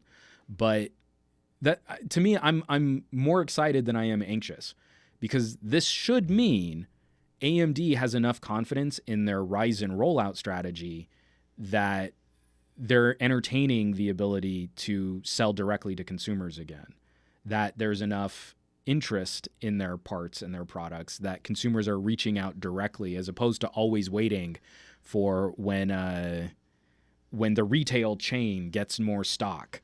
You know, why wait for Amazon to get more stock on AMD when you can just order it directly from AMD, and when AMD makes it, they'll just send it to you directly? That could be kind of exciting. So it's something to just keep an eye on. Because, again, I feel like there's going to be this as a general consumer trend for a lot of industries. I think some consumers are looking at Tesla. Why go to a car dealership and haggle over this pricing and try and negotiate when you could just buy directly from an automobile manufacturer if your state allows for that kind of business relationship? From Steve from Q3 Becker, I'm so excited of Ryzen's success right now. I recommend it to everyone unless they really want to push very high frame rate gaming, but they're a very close second. Again, competition is good. If you're an Intel fan, you should be so excited about what AMD is doing with 3rd gen Ryzen, because we know Intel will have a response. And that's where we get better products at lower prices, is when we have that good competition. One of the things that can be a little sticky about competition is when politics gets involved, which is what I alluded to at the top of this podcast. Huawei registers the Harmony name for its own OS in Europe. We've heard Hongmeng is one potential code name for their OS. We've heard Arc. But this is now them in Europe, Huawei in Europe, actually registering a trademark. This is on Tech Radar by way of David Neild. He published this yesterday. As Huawei continues to deal with uncertainty over its future U.S. relations and its access to the Android and Windows operating systems, it's been busy working on an in-house OS replacement to plug potential gaps, and a new name for them has just surfaced. Huawei has registered the name Harmony with the European Union Intellectual Property Office, reports Let's Go Digital, which may end up being the name of the software used on Huawei phones and laptops in the future. So, again, that's going to be another sort of step in this long-term discussion. We still haven't seen the full ramifications of the current presidential administration here in the United States working with our regulators to fully bring Huawei back into business with American corporations, but that seems to be roadmapped, that we may see that that blacklist affected soon. The timing on this is going to be very delicate, and again, our current president seems to bandy these ideas about as if you just turn it on and off like a light switch, when the full realities of executing global distribution chains way more complicated than I think he's making it out to be in a handful of angry tweets. But one of the reasons why I wanted to bring this up, and I'm not going to screen share my actual hold on, I have to find this because it's pretty funny. Oh, I hope I didn't delete it. I wouldn't have. No, there it is. Okay. I'm not going to bring it up because it's a direct communication with Huawei PR that I got yesterday. Oh, come on, bring it up. So it's Amazon Prime Day, and Huawei is going to participate with Amazon Prime Day. So I got the list of amazing Amazon Prime Day deals from Huawei. So these are the links that I got from, oh, you know what? I can share this. Hold on. Give me 1 second. And This is from the Huawei consumer community portal. So I can share this. This is public. I get nervous when, I might have like private information in an email with PR. But this is just kind of funny. Just see if you can spot sort of a one of these things is not like the other, or who might be missing. Let's play that game. So, hey everyone, the yearly Amazon Shopping Festival Prime Day is about to come. Do you have any plans in mind? If you have too many thoughts and don't know where to begin, we prepared multiple Prime Day guides for multiple countries. Click the link and see if your dream product has any discounts. And they're going to be running, laptops, the Huawei GT smartwatch, the P series and Mate series phones. And so there's a link here for Prime Day offers for Amazon France, Amazon India, Amazon Italy, Amazon Japan, Amazon Spain, Amazon UK, and Amazon Germany. So who might be missing? I mean, I wanted to kind of post something like maybe there would be some kind of, laptop sale. Again, there are heavy discounts on the Matebook 13 happening right now. But Q3 Becker also politely points out that Amazon Canada is also missing from that list too. But it's like, I can share links, if you live in France and you follow me on Twitter, here are Huawei's deals for Amazon France. Gary the fireman, ¿Dónde estás? Estados Unidos. Yeah, it's get a little political ramifications, shenanigans still need to be worked out in how Huawei may or may not be relating to the United States. It's just kind of funny how this stuff kind of gets impacted, but yeah.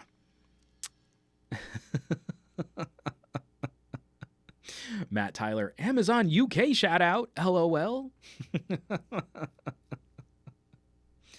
Yeah, I wasn't really seriously thinking I was going to be able to score a deal. I was like, well, maybe if the pricing on a P30 is okay, but I think I'm really trying not to buy a lot of phones. If I can borrow or if I can get a review unit or some sort of temporary unit. I don't want to buy a phone and return it. I think that is super scummy. I hate doing that, and I don't like it when reviewers play that game of, oh, look, I've got this phone for 2 weeks and it's going to be hot. I'm going to do a whole bunch of videos on it, and now here's why I'm sending it back. And I ended up having to do that with the Galaxy S10, and I hated doing that. I don't really feel it was reflective of what the Galaxy S10 experience is like, but it was the only way to get some kind of Samsung coverage on my channel, because Samsung will only talk to me if I promise to only say nice things about them on TV. So, I haven't really done a whole lot with Huawei this year, and some of that has been the political fallout between Huawei and the United States, which is a bummer.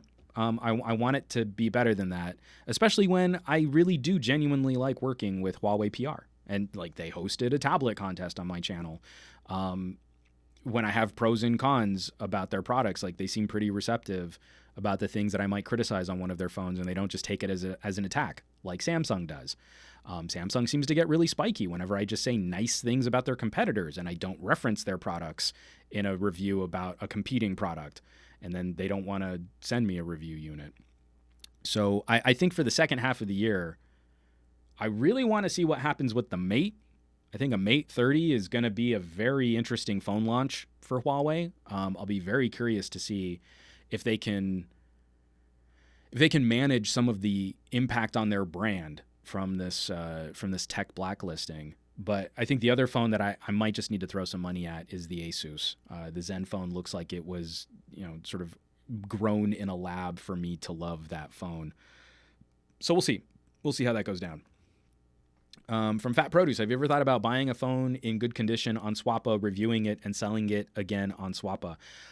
I've thought about it. The problem is also the logistics on how long do I keep that phone? How much cost do I eat? If it's a really popular phone, I can kind of get some of that money back for the amount of time I'm going to use it. Then there's always the danger, the concern of any type of buy it and sell it strategy where I'm hard on these phones. 3 days on shooting camera reviews is extremely aggressive use. The only times I've broken phones are when I've been out using them for camera reviews. I'm holding them over freeway overpasses. I'm rolling around in the dirt. I'm using them by man-made lakes. I'm trying to get those slow motion water shots next to concrete bridges. There's the risk of buying a phone and then breaking it, and then it's hard to recoup those costs with just ad revenue and Patreon. So again, I'm not discounting it. I'm just trying to be very judicious in how I do that. And then also, if I spend any amount of time with a phone, I kind of want to stay with it for a while, Like, I want to be able to get to know it. I want to be able to reference it. I want to be able to call back to it, do long-term look backs. I want to see how it ages over time. And so it's just, from any reviewer standpoint, it's sensitive. It's a very delicate balance between just being a collector or a hoarder and then trying to craft meaningful long-term discussion. Because increasingly, I'm not interested in playing the immediate day zero launch SEO, here's the review, blah, blah, blah, blah, blah. So we'll...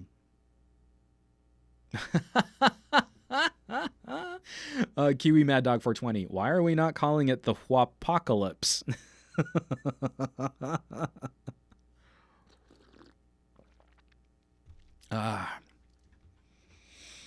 Q3 Becker talking about Huawei's. Huawei Canada will replace your broken screen for free if you purchase a P30 series phone in the next 30 days. So that's pretty neat. I know like HTC started that as a practice. You get one free screen replacement. It's pretty cool. Matt Tyler, your face on the LG V40 pic that you also want to cuddle it and love it. Oh, my V40. I finally got it back from Trisha, and I still can't get it updated to Pi. I'm actually talking with LG support right now. I got the email back this morning. I emailed them on Friday, and I think I might just have to send it into them and see if there's something going on, if they can flash it or if they can replace it.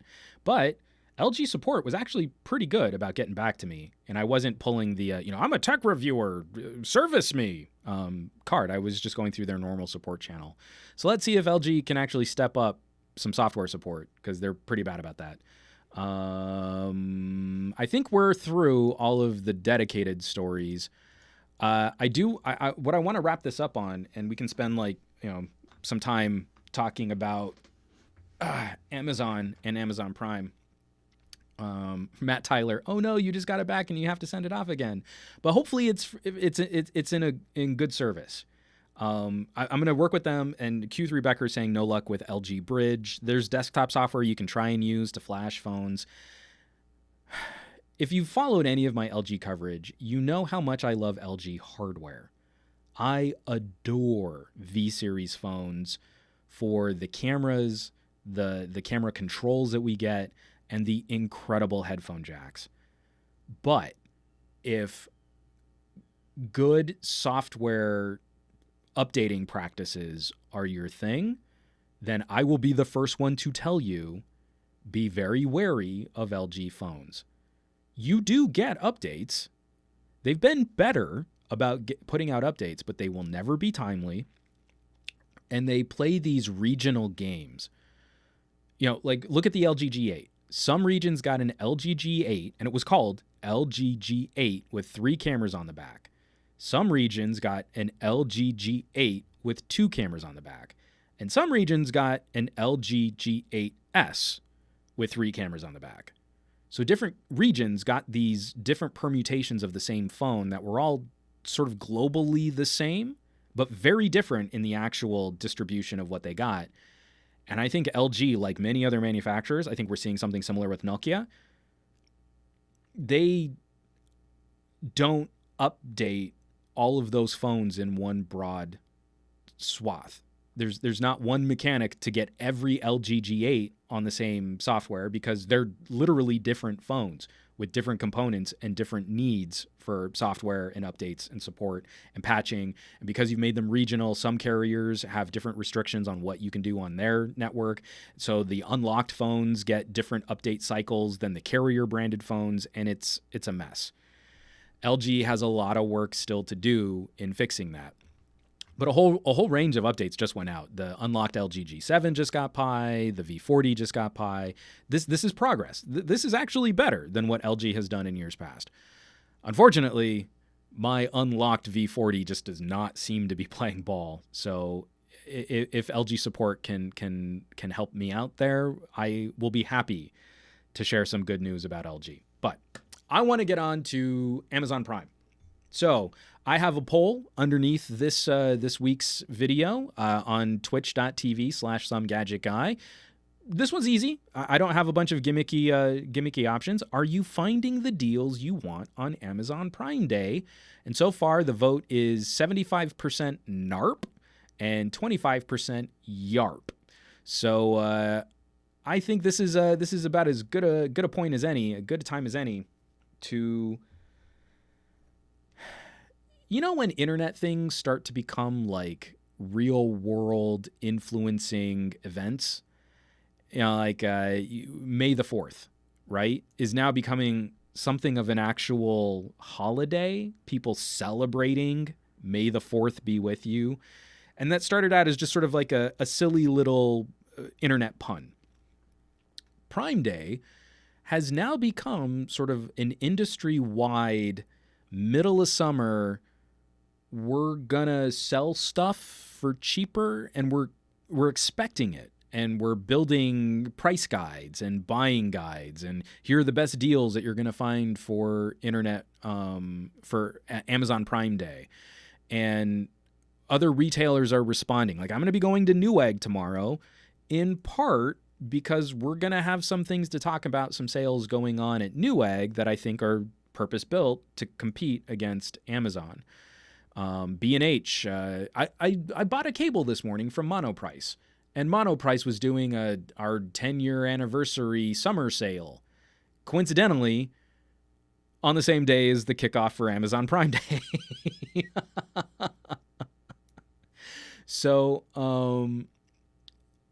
you know, I think some of the jokes about it are hilarious. Like, someone shared I think it was Chris Perillo had a tweet, and I just want everyone to remember, you know, who we really lost for Amazon Prime Day to celebrate. And it's the shot of Optimus Prime from the 1980s Transformers movie, and he's, you know, lying on a stretcher. So, I mean, some of that stuff is really funny. But I've been trying to go through. So, okay, Amazon Prime Day. I do a lot of hosting for Newegg. I did buy something on Amazon. I'm kind of a sucker for memory card deals. It was just a couple months ago that there was this killer deal on SanDisk Ultra, the U3 micro SD card. So I got a 128 gig card, and I love it. There was another sale on the 256. It was $40. I didn't need it, but I went ahead and bought it. So I've got a 256 gig card coming in. And I'll pop out the 128 in my G8, and I'll use that as like a backup card for my Panasonic mirrorless camera. Like, it's an insanely fast card for micro SD. And U3, I'm just digging these U3 cards, especially because I'm shooting a ton of UHD video from my phones now. So going to a 256, it helps. So I'm hoping that we'll still continue to see more phones supporting micro SD card expansion over the next year, because 256 gigs for $40 on a high-speed card. I remember when I had my compact iPack, and you would slot it into this huge, fat plastic shell just to give it a compact flash card slot, and how the first compact flash card I got was 32 megabytes. And it was an expensive, I don't remember how much it was, but it was an expensive card, and I could fit 2 whole albums of music at a decent quality. We're probably talking like 96 kilobit MP3s, but I could listen to 2 hours of music on my compact flash card in my enormous, now like hamburger thick personal digital assistant, my PDA, running Windows, Pocket PC 2002. running that terrible stylus input Windows 95 looking mobile operating system. So to get that now, where $40 is going to get me 256 gigabytes of storage, when we're still pretending that like a 64 gig upgrade on your phone should cost you $100, it's just driving me nuts. I mean, at least I'm happy that Apple now like quadruples your storage, but they do that in the most obnoxious way possible. So you can go from 64 to 256, but there's no base model iPhone with 128. That's such a scummy upsell tactic. Excuse me. It just drives me it's so frustrating that they don't have like that middle tier, like a $50 upgrade, double your storage. This stuff isn't as expensive as they're making it out to be. Not when you can get a high-speed memory card, which I know isn't the same as super high-quality internal storage, but it's a good, fast bit of storage, runs well from a memory card, and you just keep all your media on that. It's pretty good. But anyway, so I kind of wanted to break it down. What folks are seeing, if there's anything that's kind of convincing you that you need to part with some cash. I've been kind of going through. Oh wait, I need to hold on. I need to block that. I don't want that running. What kind of stuff that people are saying? So like, if I click this in right now, what do we got? Toshiba TV for $279. Fire Stick for $25. Oh, an Oculus Go for $209. That's okay. I mean, the Quest is probably the better standalone VR headset, but lots of stuff that it's just like, I feel like if you wanted anything specific, Amazon Prime Day is probably not the day that you're gonna get that great deal. But if you were in the market for some type of, like, you want a Chromebook, okay. They probably won't have the Chromebook you want on the deal you want. And maybe Chromebook is even too specific. You want a laptop. Well, you could shop something like a Chromebook and get an okay deal on something here. But they're showing you, like here, the list price was $569 for an Asus, and now you can get it for $489. But truth be told, I don't think I've ever seen that Chromebook sold at the $570 list price. So you are often comparing the crazy great sale against what the MSRP would have been, even though that product was never sold at the full MSRP. That's the thing where some of the fun out of making this sort of a retail event, a cultural retail event from Amazon, is just kind of not as fun as it should be.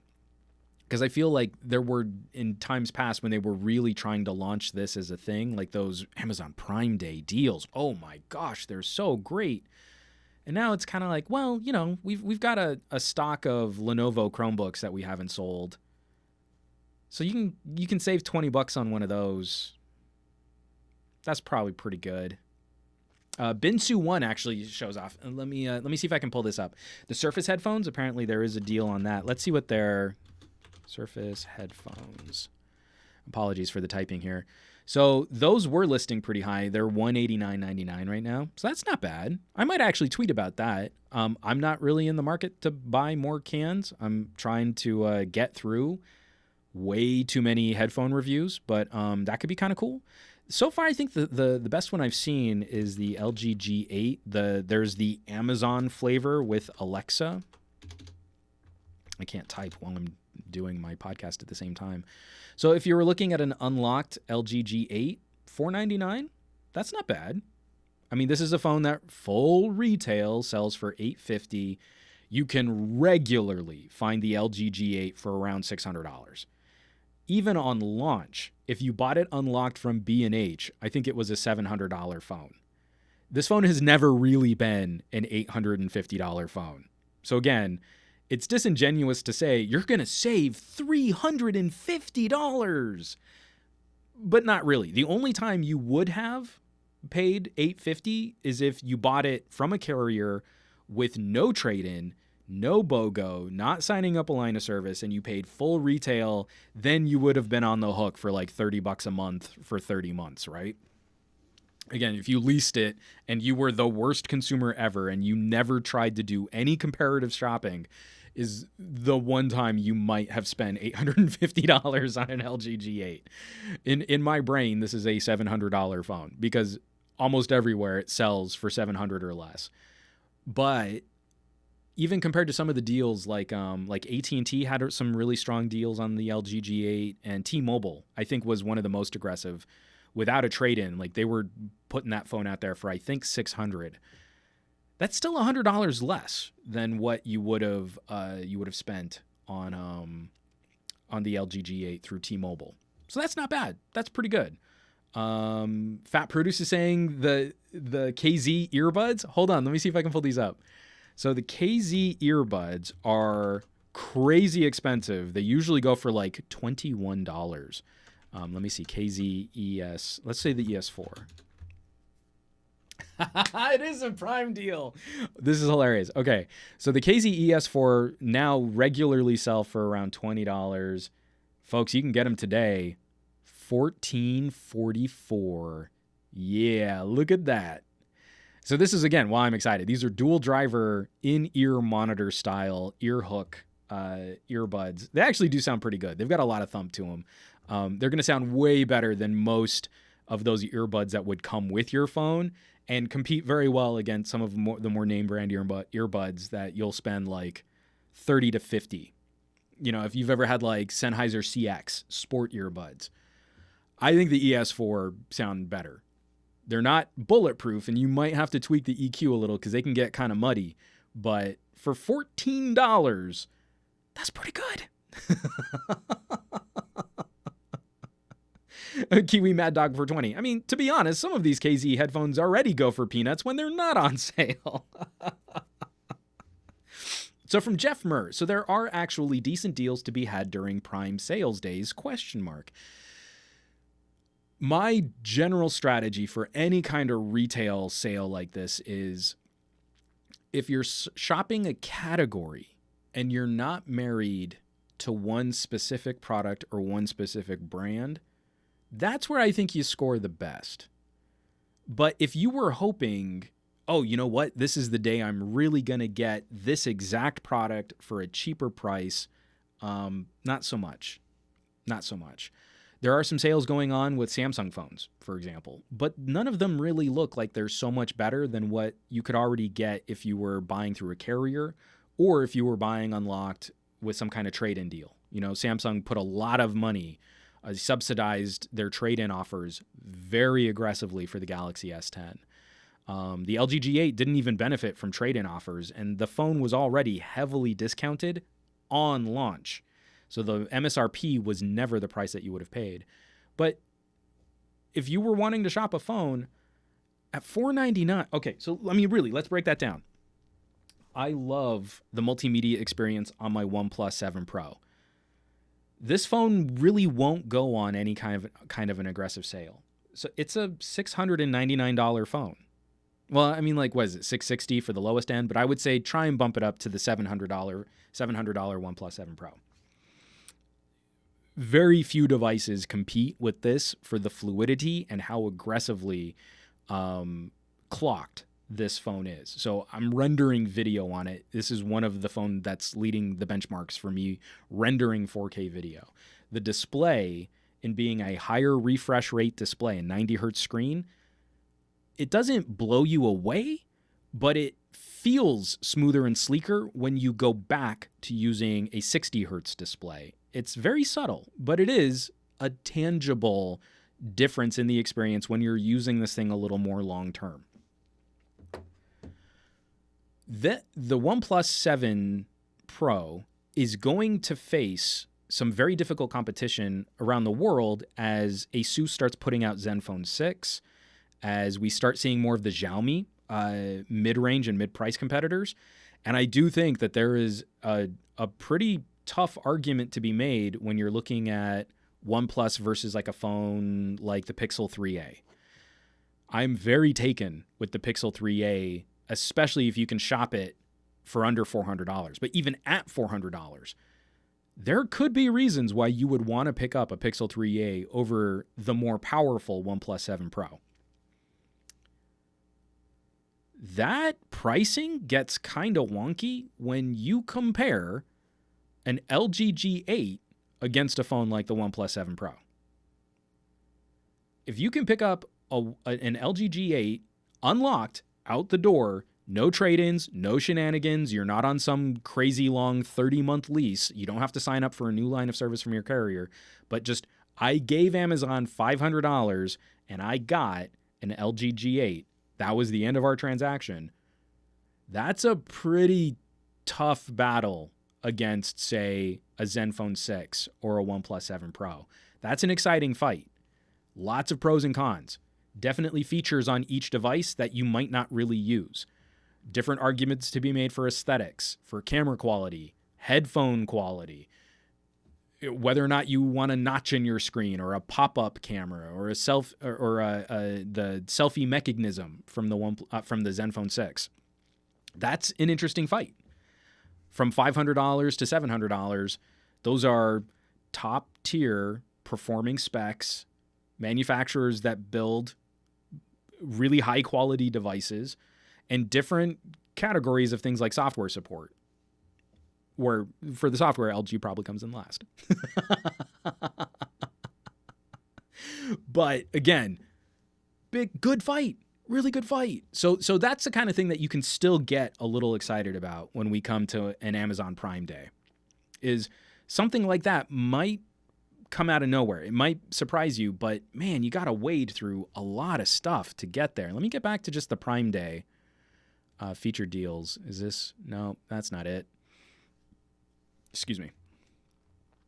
So because there are so many different products and categories and stuff, like right now, Jessica Alba is talking about luggage. Here, let's put that up. Yeah, so here she's talking about primed Samsonite Omni PC expandable hardside luggage. We're gonna deal with some Honest Company backpacks, so that's cool.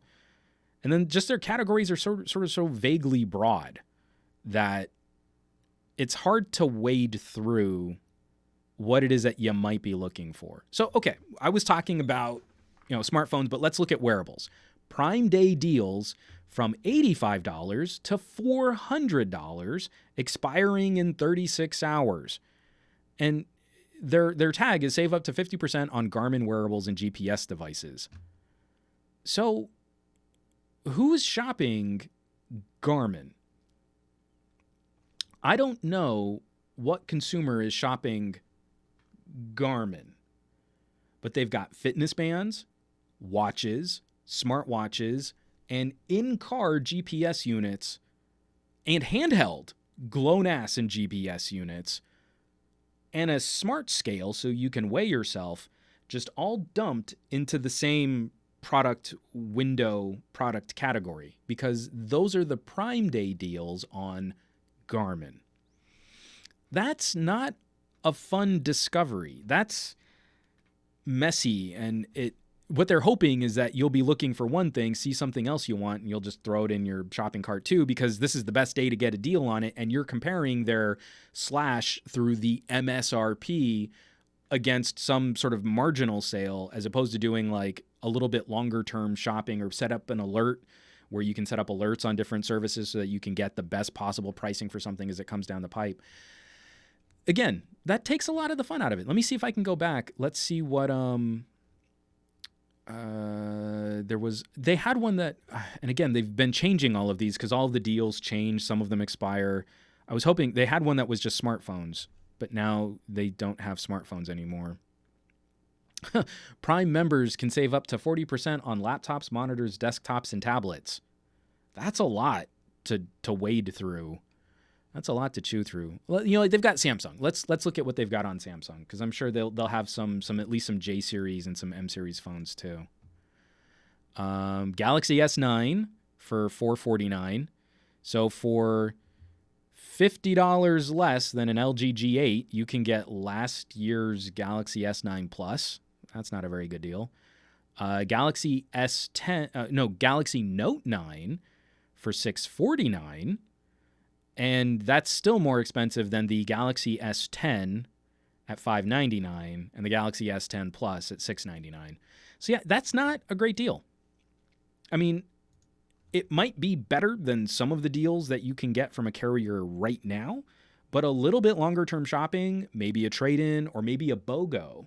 If your carrier does buy one, get one, and you've got a family, like if my wife and I were both shopping phones, $600 for an S10 isn't a great mind-blowing deal. And I would handily take an LG G8 at $500 over an S10 at $600. But again, I'm totally the LG shill fanboy, so take that with an enormous grain of salt. Yeah, I'm not really feeling like again, like a specific product. That's probably a pretty good deal without having to do a lot of legwork, but you could probably do better with just a little bit more comparative shopping. So, from Vinny Yep, Juan, are there any decent sport earbuds on Prime Day sales? I mean, like, again, that KZ ES4 for $14 is not terrible. I would highly recommend picking up a pair of ES4 as your backup earbuds. I like them a lot. I haven't done a whole ton, but hold on. The company I do want to keep an eye out for. I got a cryptic email from One More, and I think they will be doing some flash sales. I really like One More earbuds, but I don't know if they've got anything up right now. I think this is a sale price. Their One More triple drivers are $70. No, I don't think that's anything too crazy. But I think One More might be doing some flash sales. Right now, it doesn't look like they've got anything specific lined up, but I did see some hints that maybe they might have a sale on their true wireless. So the One More stylish, if you're looking for true wireless earbuds, I think they might be doing a flash sale on that. I don't know when. And then I think they might also be doing a flash sale on their Bluetooth dual drivers. So they make a neckband with 2 drivers and 3 drivers. And if you're looking for something sporty, I would seriously recommend checking out the One More dual driver, because that has active noise cancellation while also being an in-ear earbud. And they have a switch on that, just like what Jabra does, where you can click it and you can hear the world around you if you like to work out outside. It's a great audio pass-through. And I'm just a big fan of neckband Bluetooth headsets in general. I like those better in general than true wireless. But if you want a good true wireless option, I've really liked these retail for $100, and if they're on a flash sale for less than $100, that'll be a good deal if you're looking for some in-ear true wireless earbuds. The neck bands will be great.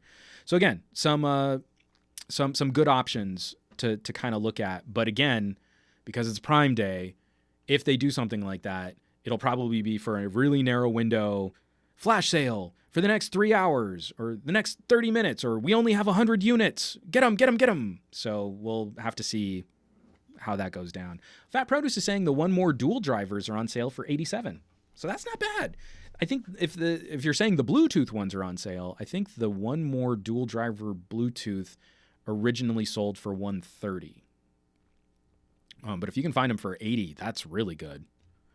I can't find that here on my Amazon, but again, they might be like, oh, Juan buys a bunch of tech stuff, charge him more. I don't think Amazon's doing that. I'm totally being facetious there. So, folks, I think that's going to be about it. I've done a lot of talking. I'm actually surprised my voice has held out as well as it had, but it's definitely getting fuzzy now. So, coming to the channel this afternoon, I'm going to be posting that MateBook Pro 13 retrospective, the sort of end of my long-term test drive on the MateBook Pro, MateBook 13.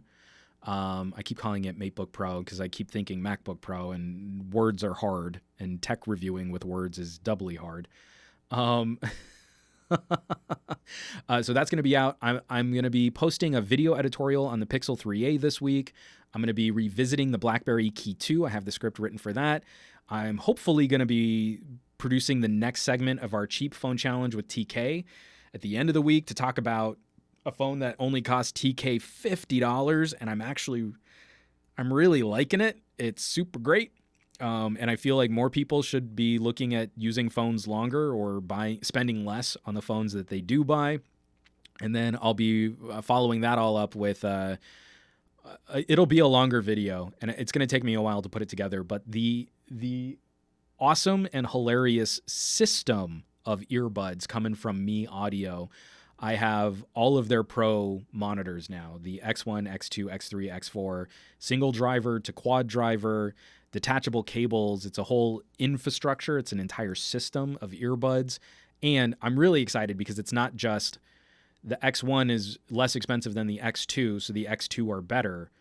They've done a really good job of crafting unique experiences across their product range. So it's not, if you want the juicy, bassy sound, you have to buy the most expensive version. It's actually, you get, I think, the juiciest bass on their second most expensive version, not their top most expensive version. But anyway, I'm going to have a lot to say about how they're revamping their headphone lineup. I'm hoping that they'll have some molds for me so I can show off new in-ear molds.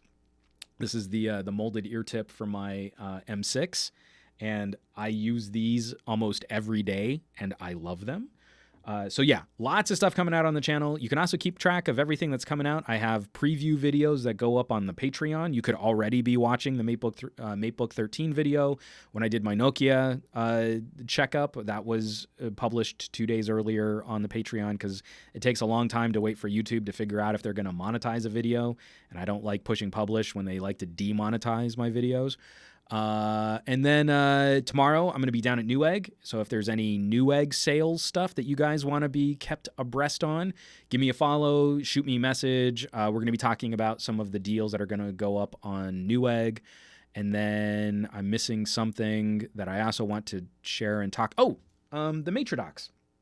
So in conjunction with glowing rectangles, I'm hoping to have some more information out. There's a buddy on Twitter, Max Buondano. I'm almost positive I'm mispronouncing his name, but he's at Legendary Scoop on Twitter. And he hosts his own tech review website, the Matrodocs, and he's revamping his website. And one of the things that he wants to build more, he wants to create an initiative on supporting newer content creators too. So he's going to open up his website where it's mostly his tech commentary to more of an open platform for people to share their own reviews and to share their own experiences. And we're looking at how we can maybe partner that up with Glowing Rectangles, the Reddit community, where it could be an opportunity for someone to publish some work and find a larger audience and then sort of spread the wealth on where we can find new voices in tech and help promote new voices in tech. So as I get more information on that, I will also be sharing that this week because he's got plans to start rolling out some of what is going to happen on his own personal tech website. So it could be really cool. I'm hoping that we'll find a fun way to promote. I feel like that increasingly is the killer benefit. If you want to see people succeed in creating high quality tech commentary, it's not enough just to watch their stuff. If you're just passively consuming, that doesn't really help as much as it used to. So it's about being actively supporting the channels, the producers, the writers, the editors that you like and that you care about. And that's not just subscribing, because that's sort of just a now passive view. It's about liking, it's about commenting, and more than anything else, it's about sharing. So if you find someone out there that you like their stuff, you gotta share it. You have to actively support this stuff because the old school tools and methods for building an audience just don't work like they used to. So hopefully I'll have some cool news to share there because I think it could be a fun initiative for building that kind of support and building that kind of relationship with an audience. So folks, lots of stuff. I'm going to be super busy this week. I love that. In the middle of summer, there have been times where I feel like I'm just taking a mini vacation, and I don't like that. I don't like sitting around and waiting for things to happen. So be on the lookout. You know, across the internet, SomeGadgetGuy, SomeGadgetGuy.com, Twitter, Twitch, Instagram, kind of on the Facebook and on the YouTubes. and you can kind of keep up with everything that's going down. But this podcast is now 2.5 hours, so I'm going to kick it off there. Aditya Anil, Steve, Q3 Becker, Chatty Boy, Jeff Murr, Charlie Spirit Song, a new face there, Fat Produce, many more people, Vinny Yep, Matt Tyler. I'm probably repeating names and faces and stuff. And for folks that were catching me on the Mixer or the Periscope, I want to thank you all for tuning in, for contributing, for joining this live chat. Again, this discussion is so much more fun than if I'm just sort of ranting out into the ether all by myself. So, Cher Bay, Steve, that's right. Okay, Abraham, Artemis, awesome. I feel like this is like the worst episode of Romper Room ever. And I see Jimmy, and I see Timmy, and I see Bill. So thanks so much for watching, for sharing, for subscribing, for participating. You are a part of the tech conversation. Never forget that those of us that make these videos, it's a relationship. It's not a one-sided event. We contribute to the tech discussion, but so do you. And so I appreciate your contributions. I appreciate your support. And I really appreciate your participation. So you know where you can find me next week, another Monday morning tech chat show on the SGGQA podcast channel. I'll be there, so I hope you will too. And I want you all to have a fantastic week with your technology. I want you to do awesome with your technology. I want you to be awesome with your technology. And I'll catch you back here next Monday morning. Be well. Take care. I love you all. I'll see you next week.